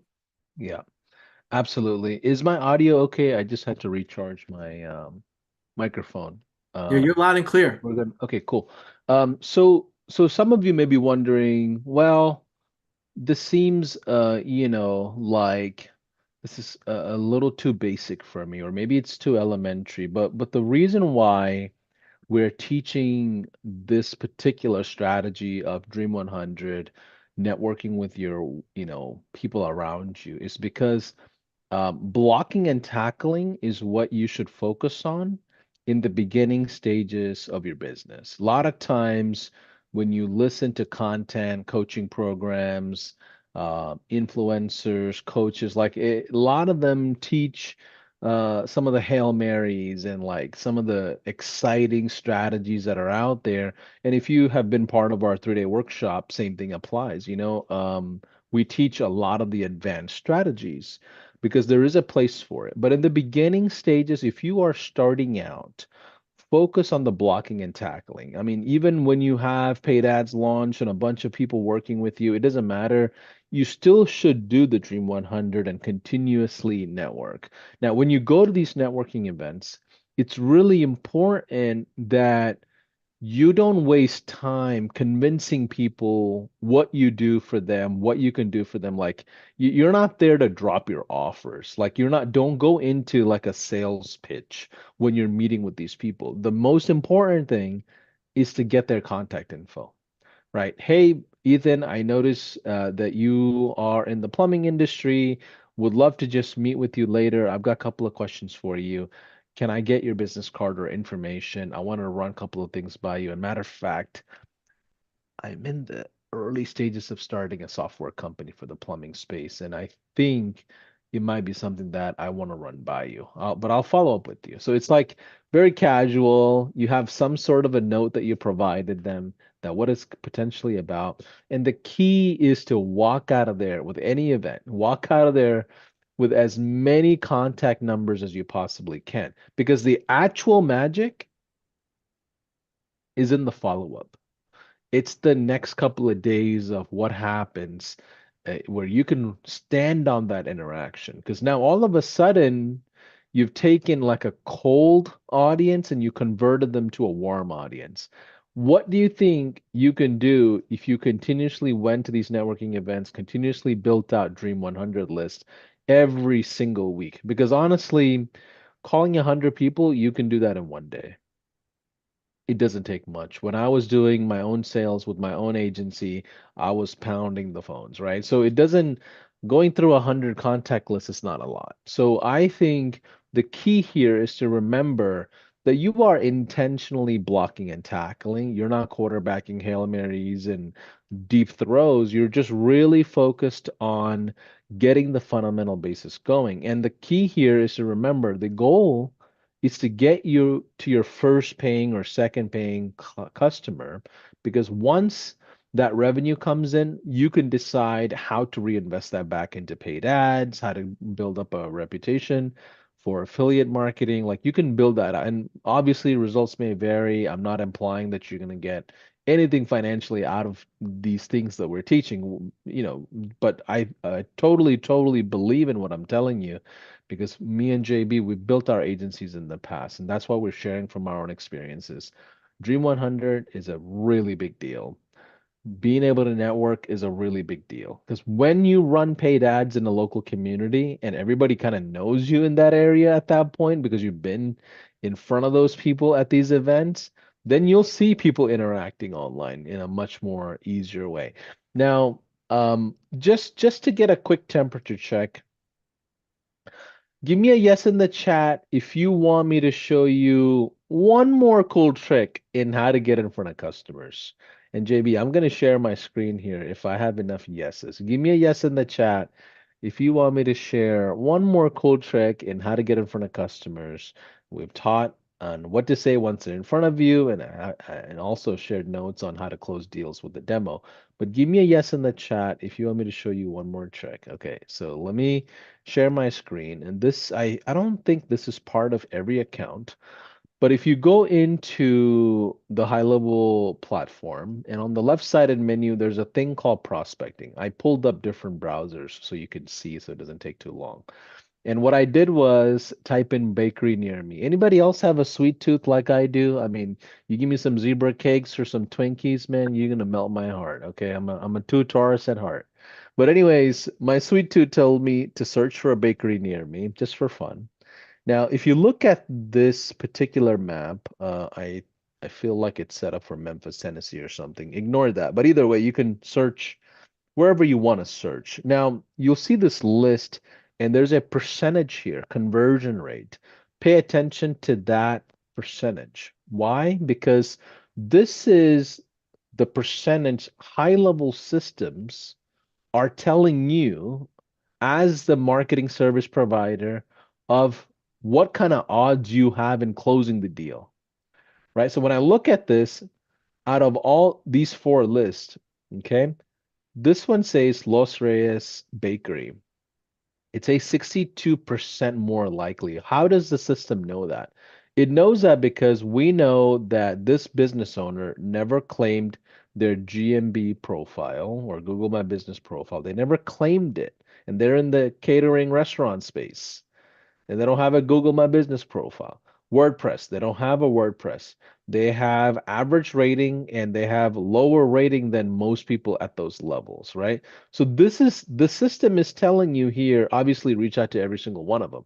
But the system is telling you more than likely what the odds are in your favor in closing those deals. So here, the first one I would reach out to is Los Reyes. The second one is going to be this one, La Baguette. The next one is probably Primus, and the next one is Butterific. That's a pretty funny name. But anyways, this tells you whether they have online assets claimed or not. Now, when you click on this, here's the window that it will take you. This is all inside of High Level, by the way. Okay, so this is a prospecting tool that's inside of High Level that allows you to get in front of cold traffic. Everything we taught so far is around warm traffic, but I just wanted to share at least one cold system so that way, in case if you don't want to build out network or do Dream 100 and you're adamant about doing something cold, this is what it would look like. So once you click, um, once you click on one of these addresses or profiles, the next window that you will see is this. Okay, I clicked on Primus just for fun earlier, and this is what the system told me, right? GPB claim status. They don't reply to reviews. Isn't that interesting? It seems like they have only replied to 24% of the last 50 reviews, meaning 75%, nobody even said anything to the people that left reviews. Whether it's good, bad, or ugly, nobody's even interacting, right? Then you have a chat widget on the website. Obviously not. They don't have a chat widget on the website. So the system went through the business's website and scraped it and recognized that they don't have an AI chat system. So now when you go into this conversation, you have some ammo. You're like, you know what? I've got a doctor's report of your health score, my friend, and here's what I want to show you. You don't have a website that's stable. You don't have a chat widget that's stable. It seems like you don't reply to reviews often. The only thing you have is this particular one. They have GMB profile claim and they have a text enable business number. That means you can probably automate. If this says no, they have probably a landline. Another reason to get in front of them, right? Because they're obviously not texting anybody in their business if that's the case, or they're using their cell phone numbers. So as soon as that happens, you can find the report on this business, and then I can click on export PDF. I clicked on export PDF, and this is what it shoots out. Now you may notice this is bare bones. This is very much like the meat and potatoes of the actual condition of the business. Now here's what I recommend. Um, there's a bunch of like it just basically ammos all of it together. But here's what I recommend. I recommend you getting like a PDF editor, putting a nice, beautiful cover photo in front of it, and just simply sending it out to them and just saying, "Hey, listen, I'm in your local area, or I saw your your business online, and I just wanted to add value to you. Here's what it looks like. I put together a report for your online health score." And then imagine if you send out 50 of those PDF reports every single week. Where do you think your prospecting pipeline is gonna be? Does that help everybody? I just wanted to add one little nugget on using the prospecting feature inside of High Level. Remember, that's designed for cold traffic. You're not going to convert that easy with cold traffic. They don't know you, they don't like you, they don't trust you, right? It's just not there yet. That relationship is not built out there. But I think doing JB's strategies of Dream 100 as well as the chambers and events on top of the cold, you do this at scale, popcorn's gonna start popping, and you're not gonna see any sales for a while. I promise you. Nothing's gonna happen. And then all of a sudden, one weekend, pop, pop, pop, pop, pop, like it's just like, dude, I have no idea why three people said yes to me. Because there's an active sales cycle, and we teach this in other programs. It takes about 45, 60 days often to close a marketing client. I think with SaaS, it's a little shorter, but I don't have full data on that. My assumption is that it'll be shorter than a marketing service sales cycle, but you should feel really confident with High Level in your hands to be able to go cold prospecting and then, implement some of JB's strategies here to get blocking and tackling going. We're not trying to set up, $1,000 a day paid ad strategy tomorrow. We're not trying to tell you go run, 2,000 cold emails a day. If you want to do any of that, go to the workshop. We have the 3-day workshops where we share advanced strategies, doing automated webinars, paid ads, influencer marketing, affiliate marketing. There is a workshop almost every single month with a very, very advanced strategies, but do not get distracted by those strategies. Focus on blocking and tackling in the 5-day challenge. JB, I think those are the notes that I wanted to share on just Absolutely. giving, yeah, go for it. It's the seasoning, right? You have a great meal, and if you don't add a little seasoning to it, it's just like any other meal, man. The seasoning, the labor behind making that meal is so important. And think about this, that, let's say, you do reach out to your someone on your Dream 100 list. Well, what do you got for me? I'm going to give you some time. What do you got for me? You can leverage the prospecting tool by typing in their business, using that as the foundation for your research, and then using that as a show and tell and saying, look what I put together for you. And that just puts the icing on the cake. Now, you'll want to tell them there's a lot of things that anyone could always do better. I don't want this to, be only a resource for you on what the future looks like. And then there's, okay, no problem. So what do you got? Like, what's new, man? And you bring it back to like that seesaw, personal, friendly, engaging. How can I help? What do you got going on? Like business talk. Like I used to always say when I used to go to these networking events, um, really right before when the pandemic happened, there was, I was at networking events all the time. That was my easiest way to get customers because people like me for me. They enjoyed my energy. They enjoyed that I reached out to them. I made them feel special. We made friends, and I would call them business owner friends. I started changing my relationships with people that I know, from old high school buddies and gals and college friends and just neighbors to business owner friends. We had different conversations. We had different problems, but the concept was I need someone to listen and give me some advice. And man, that made a difference. And yes, as a byproduct to that, I made well because of it. I got a lot of referrals. I got to sign up new customers, and I was able to nurture them and grow. So I want to share with you that there's a place for everything. The tools, the strategy, the action on your end is so required for it all. And then bringing it all together is the final product.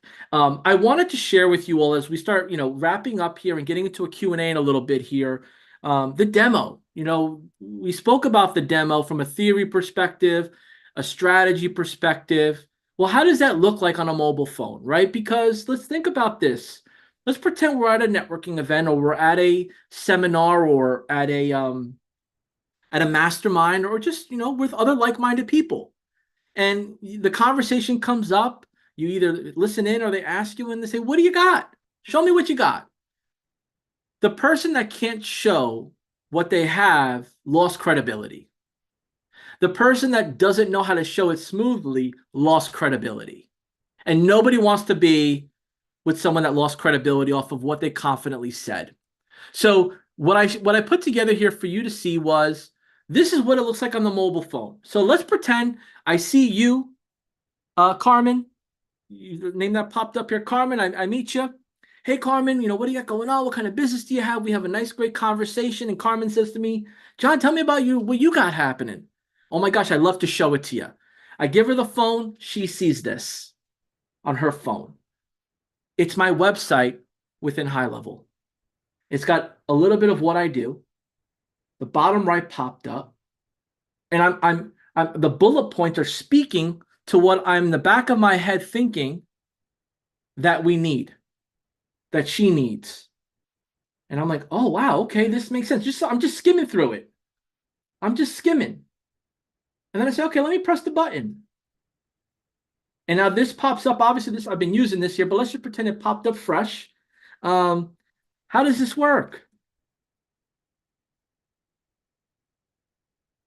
And Now, by the way, JB, this is all free for them, right? it's all free. And I know we have some new attendees that have joined us. This is all free. So this is part of the collaterals of the 5-day challenge. When you log into the online course, you can download a free website that our team put together. And this web chat that we're demoing is part of that. And you can customize it, play with it. If you go to aichatbot.gohighlevel.com, that's a domain that we also set up for you guys and gals. So just feel free to change it and move through it and kind of get comfortable in it. Yep. Because you're gonna have to kind of do some of these demos once in a while. We talked about workflows, and I promised you yesterday, if you felt like yesterday was confusing or intimidating, I recommend you going through the online course, follow step by step, because really yesterday we focused on providing a lot of context and a lot of additional notes Mhm. versus you being able to just go through it pretty smoothly. So I recommend for the setup day 2 items, go through the online course. It should be in your university. If it's not there, you should be able to talk to a live agent and make sure that's turned on for you and enabled. But John, JB, what are we looking at here? Yeah, so I showed the mobile version. This is like a mobile preview that I had shared. So I Okay. had to open up an incognito. I've been playing with this all day, every day. So it kind of knows who I am already. I have to like trick it a little bit here because it's going to keep the log, which is nice. But let's just pretend here, back to what I was saying. We have the mobile version. Carmen's looking at it, and now she's asking questions. And now this sounds human-like. It sounds professional. I am interested in, yes, I have a real estate business, right? And these are just questions, and maybe these wouldn't be the same questions that Karma would ask, but it's the point of engagement. Perfect. Let's get the ball rolling. What's your email? Got it. And like my friends, depending on, regardless of your experience or your thought process on this, the fact that someone's responding back right away so fast has got to be amazing, and it's got to be great for business. Um,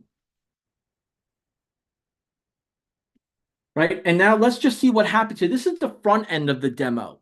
So, basically you want that person to answer some of these questions, to engage with it, so that way when you show them the back end of it, they see how it's going to make an impact in their business. So as you see through this log here, it's a very smooth conversation. It's not sharing a sales pitch. It's not sharing, irrelevant information. It's agreeing and kind of walking them through the process. Are you ready to book an appointment? Yes, but I'm only available tomorrow at 2 p.m. And JB, you can simply turn on a chat system like this on anybody's website with a simple code or a toggle button, right? It's pretty easy to install from what you were describing. Yeah, yeah, yes, absolutely. So, there's a plugin, and there's a whole easy process to plug and play, whether it's a Go High Level website, a WordPress website, or any other brand website, you can go ahead and do it. 2:15. And the goal of this particular part is now it's saying to me, let's book you for tomorrow, like I wanted, April 18th. I said 2 o'clock, but it gave me some options within the hour, even though it was available. Great. You are booked for April 18th at 2:15. Yeah. And then as you all kind of set this up, like the language on this messaging, right? I recommend you turning it into a very elementary language. Like if you go to the very first question, oh, Oh, sorry, JB. oh, no worries. I If closed you out if that you window. I'll go back. Yeah, if you go to like the language of it, you want to make sure your customers can talk to your customer in a very simplistic way. So like it needs to be casual language. It's like if you're too professional, it doesn't resonate as if like it's like a real person behind it. Obviously, there's not a real person behind it, but it's like you want it to be like a fun experience. Like education and entertainment is always the key to winning, right? And same thing applies here. Um, uh you can be casual in the language, and that's what I've seen a lot of people do. And then don't use technical terms, right? Remember, your customers don't know the words like chat widget right? They don't know words that are popular linguistically in the world of marketing. Like in our world, we say a lot of different jargon and things that doesn't necessarily resonate with our customers. So you want to ask your customers, hey, what are the common questions you get from your people that come to your business? Like, and that's what you're loading up into the education of the actual live agent, right? That's the key. Absolutely. Yep, you hit it. You hit the nail. You hit it right on the nail here. And with that customer facing demo, this demo it was for maybe a marketer or freelancer, someone that's new to the digital citizen world. But as you build this out for your customer's customer, that's where that rapport, discovery, what their customers go through, what their customers' pain is, that is going to be a great exercise for you guys to build a tighter relationship together, because now you're getting into the what's most important to their customer and their business. Now, what you could also show on the mobile version, whether you're at the networking event or at a trade show or just, out to dinner with friends briefly, you can show on the mobile version, the app will give you access to see all those conversations are coming in. So this is just a little bit, unorganized here because we've been getting a lot of messages, but there is, and we give you guidance on how to clean it up and process it and make it look good. But let's just see the amount of data that's coming in from this allows the bot, the reception tool, the AI executive assistant, your virtual pal, whatever you call it, to learn and grow. And you're able to show them, hey, look, what's nice about this is that you can program it to collect more information, name, phone number, email, before it gets started. You can offer it to be more organic, where they talk first, then you ask. You could book appointments. You can also, as you're doing this, have access to jumping in and having that live conversation as it's happening. And all of this feeds into the customer's database. So let's say email, phone number fills in here, it becomes a contact. And now you're building your database. Yeah. I So think powerful.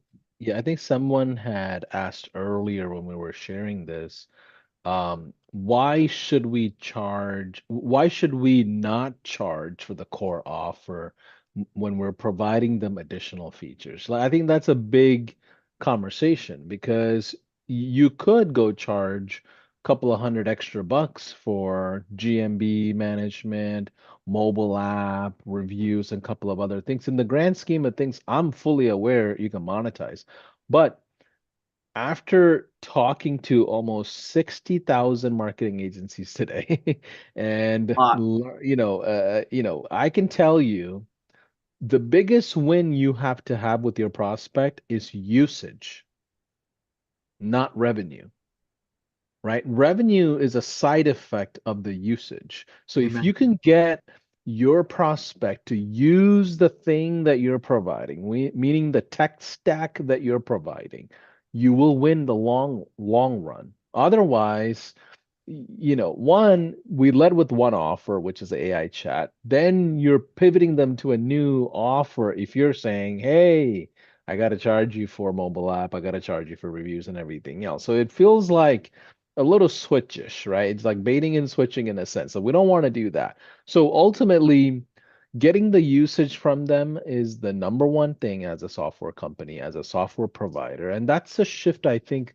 from a mindset standpoint, you have to make. Because ideally, we know that marketing services have heavy, heavy churn. Like, no matter how great white glove service you provide, we know they will cancel on you. We just know that from data, we just know that from experience. Software, when you're selling software, it's like a utility bill. It's hard to cancel your electricity and water provider, whether you're on vacation or not. There is. Right? So that's the way you look at operating systems and tech stack. We're going into the world of local business and saying, hey, we'll give you a tech stack. We'll consolidate your full-on sales and marketing activities, and let's start with the receptionist. Does that make sense? Now, of course, you can charge more later on once you build up case studies and all of that, but I'm just giving you a launch plan. Your launch plan is different than your scale plan.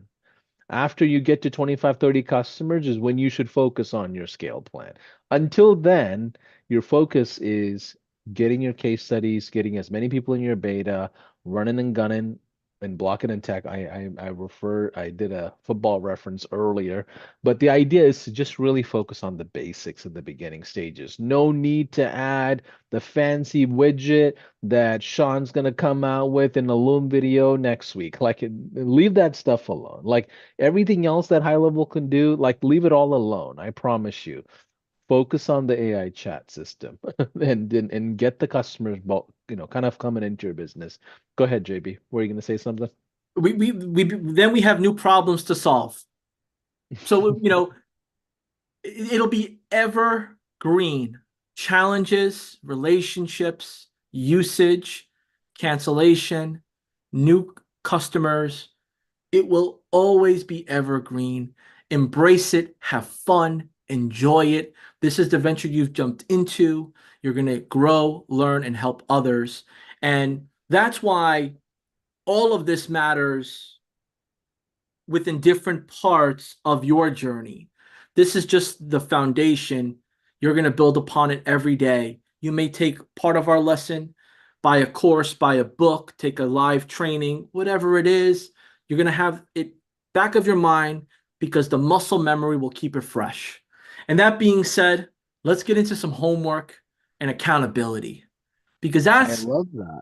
we Yeah, I have love to that. because I've been to so many seminars and trainings and courses and I'm not gonna lie. Sometimes I'm like, all right, great, sounds good. I'll get to it later. And then I don't get the muscles and the memory all moving together and I don't get excited about it. They say when you're exercising or you go for a jog, it's always hard in the beginning, and then you learn to want more of it and feel great about it. So we're gonna take that same concept and apply it to what we're doing in our new venture, in our new software experience and journey. So today's homework has everything to do with building your business, building your relationships. And to my friends that don't want to sell this, but want to learn and go through it to help someone in their industry, in their family, help complement the family run business, a new business is starting, you'll be able to use this in any way, shape, or form and customize it to what you need it. But making a list of your potential prospects is priority number one. So in the homework, in the course, there's a PDF. You may use that. You can use a digitized version. You can use paper pen. Whatever you're most comfortable with is fine. But what's going to make it happen is most important. The next thing is to find a local in-person event, preferably. But I know we're all in different parts of the world and we all have different things going on. So maybe an online networking event might suit you. But just being part of like-minded people is where I want you to start. So find one. You have the list. Go ahead and jump in one. And then start sending out your initial outreach messages. Small, but mighty. Start with your most warmest, most excited potential folks that you're going to speak with. Maybe it's an uncle that started a business that you haven't spoken to in a couple of weeks. Maybe it's an old friend that you saw on Facebook that you have their number, but you just haven't reached out. Do a little bit of due diligence, go on their social media, go on their website, use what's available to the eyes, and go ahead and just say, hey, how you been? And wait. And then let the conversation, like a little bit of a roller coaster, go up and down in between. And if there's a little bit of loop-de-loops, I'm okay with that too. And then make sure you're practicing your sales conversation. Every day, I'm practicing my craft.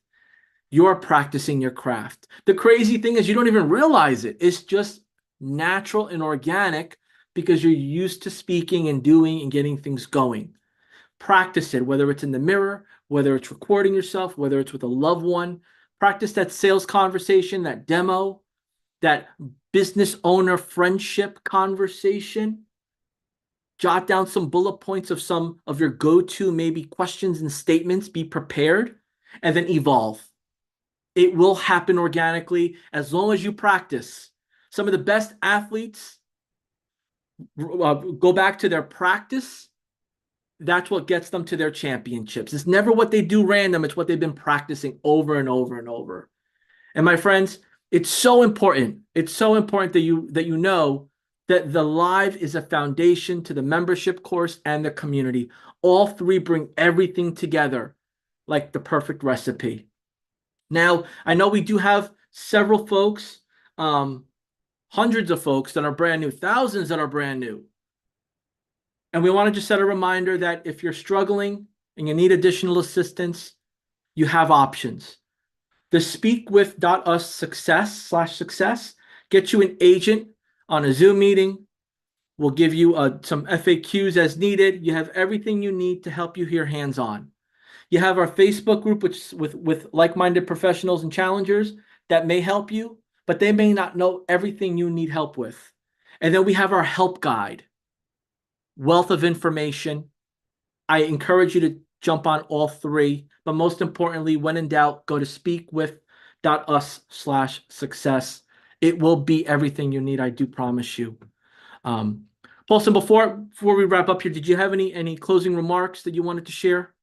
No, I'm excited because I mean there's a private Facebook group for the challenge, just FYI in case if you missed that. And there's a ton of people in there engaging and a lot of people raising their hands saying, "Hey, I want an accountability partner." And we're seeing that across all channels. So if you are someone that is still haven't been matched up with an accountability partner, go in there, share your story. There's a ton of people in there that's saying, "Hey, I want to learn more about it. I want to connect with somebody in UK because I'm there, somebody in Australia because I'm close by, someone in Texas." Like you see a ton of people engaging in there, and I think that's the coolest part because now Yeah. we're building a culture around the challenge. You're not alone in entrepreneurship. So I'm excited to see more faces, more videos, more selfies, more stories that people are because if you can't get let me tell you something. Let me tell you something. Let me tell you Uh-oh, something. we're gonna spit it, man. If Let's you, go. if you, I'm gonna tell everybody how it is.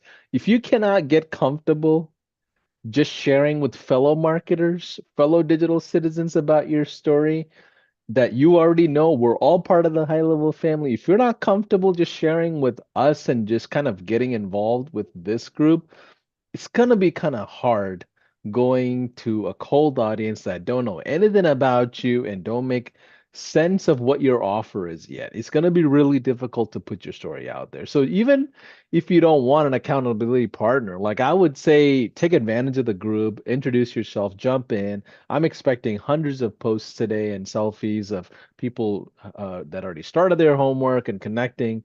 So it's pretty cool seeing that. So take advantage of it. So JB, let's go ahead and do a Q&A. I know we have like 7 minutes left, so let's Okay. do rapid fire Q&A. For those of you that have a burning question, type in the word question or letter Q and tell us what the question is, so that way I can differentiate it from the comments versus questions. And then JB, I'll alley-oop these questions over to you and I'll pick them out, so that way we're not answering repeat questions. Okay. Let's see. People are saying, "Hey, my Facebook group access is pending. Could you let me know when I can get in?"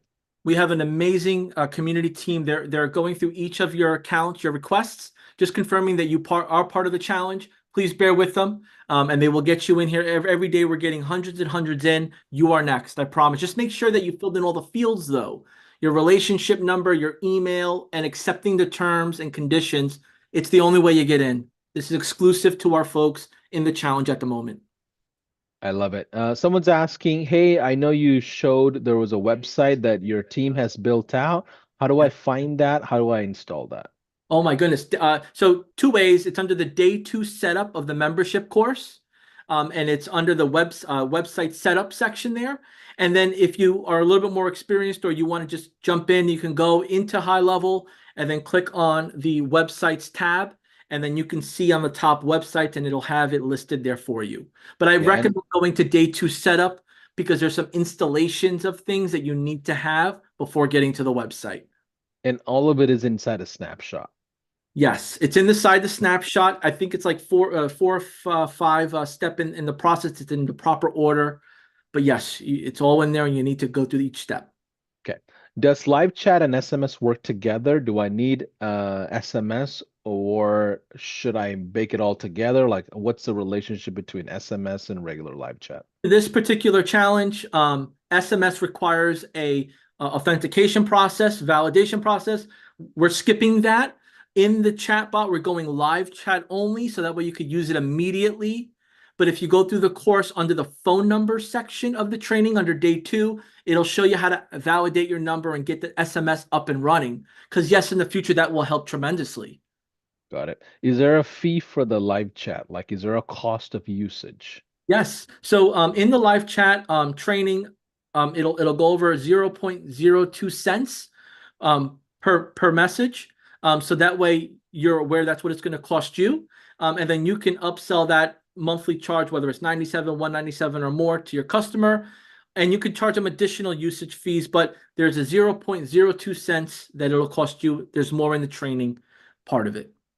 Got it. Is there a limit on how many conversations the AI bot can do at a time? You can set a limit. So if you want to max it out at 10, 20, 100, and so on and so forth, you can. And that's typically done to avoid any spammy or any bad intent where someone will just, bomb you with thousands of questions and you get charged, per, message. It prevents that. Good to know. And is it 0.02 cents or is it 2 cents? 2 cents. Okay, so it's 2 pennies. Yes. 2 Abraham Lincolns. Okay, cool. Let's see here. Do you charge a setup fee? If so, how much? So we shared our idea of the setup fee.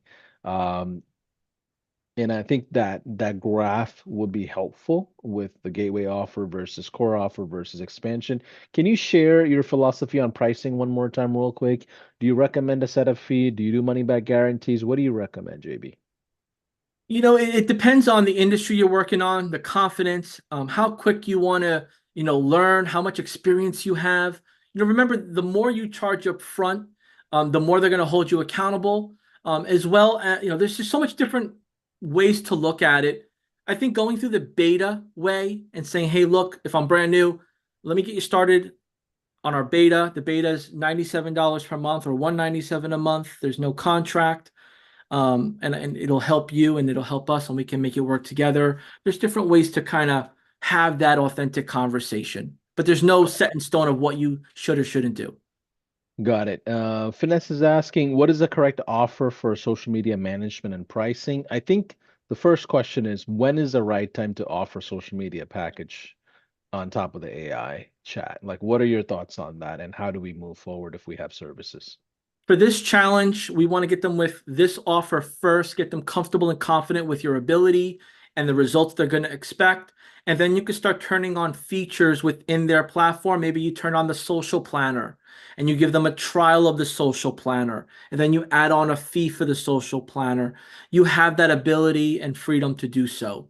But I think it also comes down to what their expectation is of social media management because there are, organic content, there's videos, there's so many different ways. So becoming familiar with the offers and what's out there is also important. Okay. Someone's asking, hey, JB, can I do this part-time or does this have to be full-time? Yeah, you could do this within your schedule as long as you set the right expectations with your customers and your beta users and those that you're serving. Because if they're paying you a fee, they expect you to serve them. So yes, you could start out by learning part-time. You could start out by offering it to a small group part-time. And as you find the experience and the need, you can go full-time. Yep. It's what your calling is. Yep. Nikki is asking, if a business owner takes over the AI chat via the app, will the AI still continue with the conversation or does it stop? Such a great question. And that's in the settings part. So when you go into settings, you can set the buffer up of when it interrupts, when it jumps in, when it stops. But yes, if you leave it with auto responding, it'll keep responding. But also it'll give like a 10-second, it'll stop. So there are custom options to make sure that it doesn't interrupt or confuse. Got it. The prospecting function that Paulson shared, is that at the agency level and higher? Because I don't have it in my account. So I do think it is the 297 and up. Maybe Ethan or someone else can correct me if I'm wrong, but I do think you have to be at least at the 297 agency level. Is that right, JB? I know we've made a bunch of updates. I don't have the exact answer on that one. Okay. But I do know that if you go to the help guide and you type in prospecting tool, it'll give you an in-depth how to and where to answer Okay. that to help you. Do you have an onboarding recording to model as a sample? Maybe we should talk about Oh, you what beat we're me gonna. to it. Yeah, go ahead. Go ahead. Oh my gosh. So we have next week, I have Andy and Nuno. I'm originally from New Jersey, and they're from New Jersey too. And they are experts in onboarding. These gentlemen are amazing, and it's not because they're from New Jersey. It's because they've worked with some amazing members of our community to help build their communities and service their customers. We're doing a 3-day workshop next Monday, Tuesday, Wednesday, where we're going to go in depth on onboarding, processes, SOPs, everything you need to know that'll fill that next step up for this challenge. So imagine you go through the challenge, you get your AI bot going, your receptionist tool, you get your website up, and now you get onboarding training Yeah. next week. And Woo! by the way, Great question. that's a separate training that has nothing to do with the challenge. That's an additional thing that we do. We do workshops almost every other All week. the time. It happened to be around onboarding. So great question. Yes.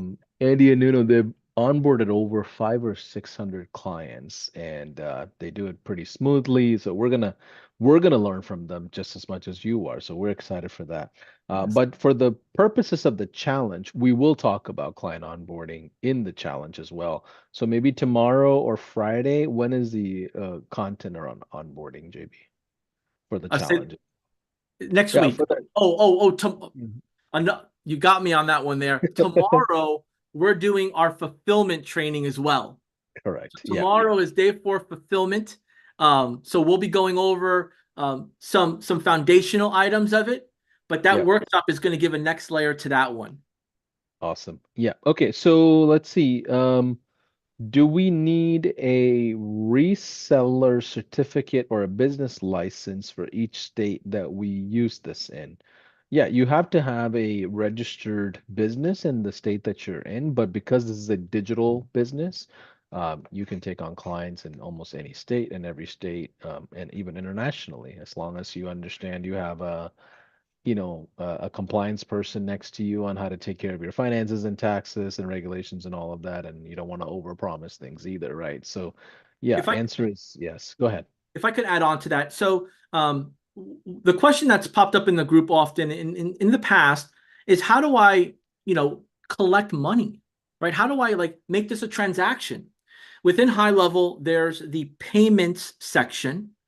And within the payments section, you can send an invoice. You could accept a payment, text to pay. You can connect it to your payment processor. So here's something for you to consider doing. Jumping into the help guide, type in payment, and that'll give you all the guide on how to accept payments and how to connect everything. From a business operation, depends on your state, depends on the country you're in. There are regulations. So you want to make sure you're following those rules within your local jurisdictions. But if you're doing betas and you're getting started, You don't need to have like a full corporation. You just have to make sure you're following your local rules. Um, that's Yeah. what's most important. Awesome. And those of you that are asking, hey, where's the link to next week's event with a 3-day workshop? If you go to any of our social channels as of today, you'll see a post with Andy Nuno and I think JB on there as well. You can sign up. It's all free. We do a ton of events in general, but either way, JB, fantastic day 3 on sales and prospecting. What can we expect tomorrow? And we can close out. Yeah, one of our audience members shared it. It's going to be around fulfillment, right? It's going to be around bringing this together and now giving our customers the wow experience, and knowing how to navigate through the agency view. How do we set the permissions, the sub account view as their customer, and then the onboarding snapshot portion with sending out emails and communicating and keeping our customer up to date of what's going on, because we know that that's where the relationship maintains itself through communicating. So we have a fun packed filled day tomorrow. Again, it won't be everything you need to know, but it'll be enough to give you the foundation to continue to learn and go. Awesome. Well, have a good rest of your afternoon, everybody. We'll see you tomorrow, 12 o'clock EST. That's New York time for those of you that are international. Same thing. We're going to go over fulfillment tomorrow. And then on Friday, we're going to talk about how to upsell and ascend the offers into expansions and stuff like that. And remember, there is a online course. This event that you're watching is the live component to the online course. Most importantly, go through the online course, go through day 2 especially, and set up this whole thing. I think it's less than 15, 20 minutes long total. So it's like a mini course on steroids, if you ask me. But either way, we'll see you tomorrow. Bye for now.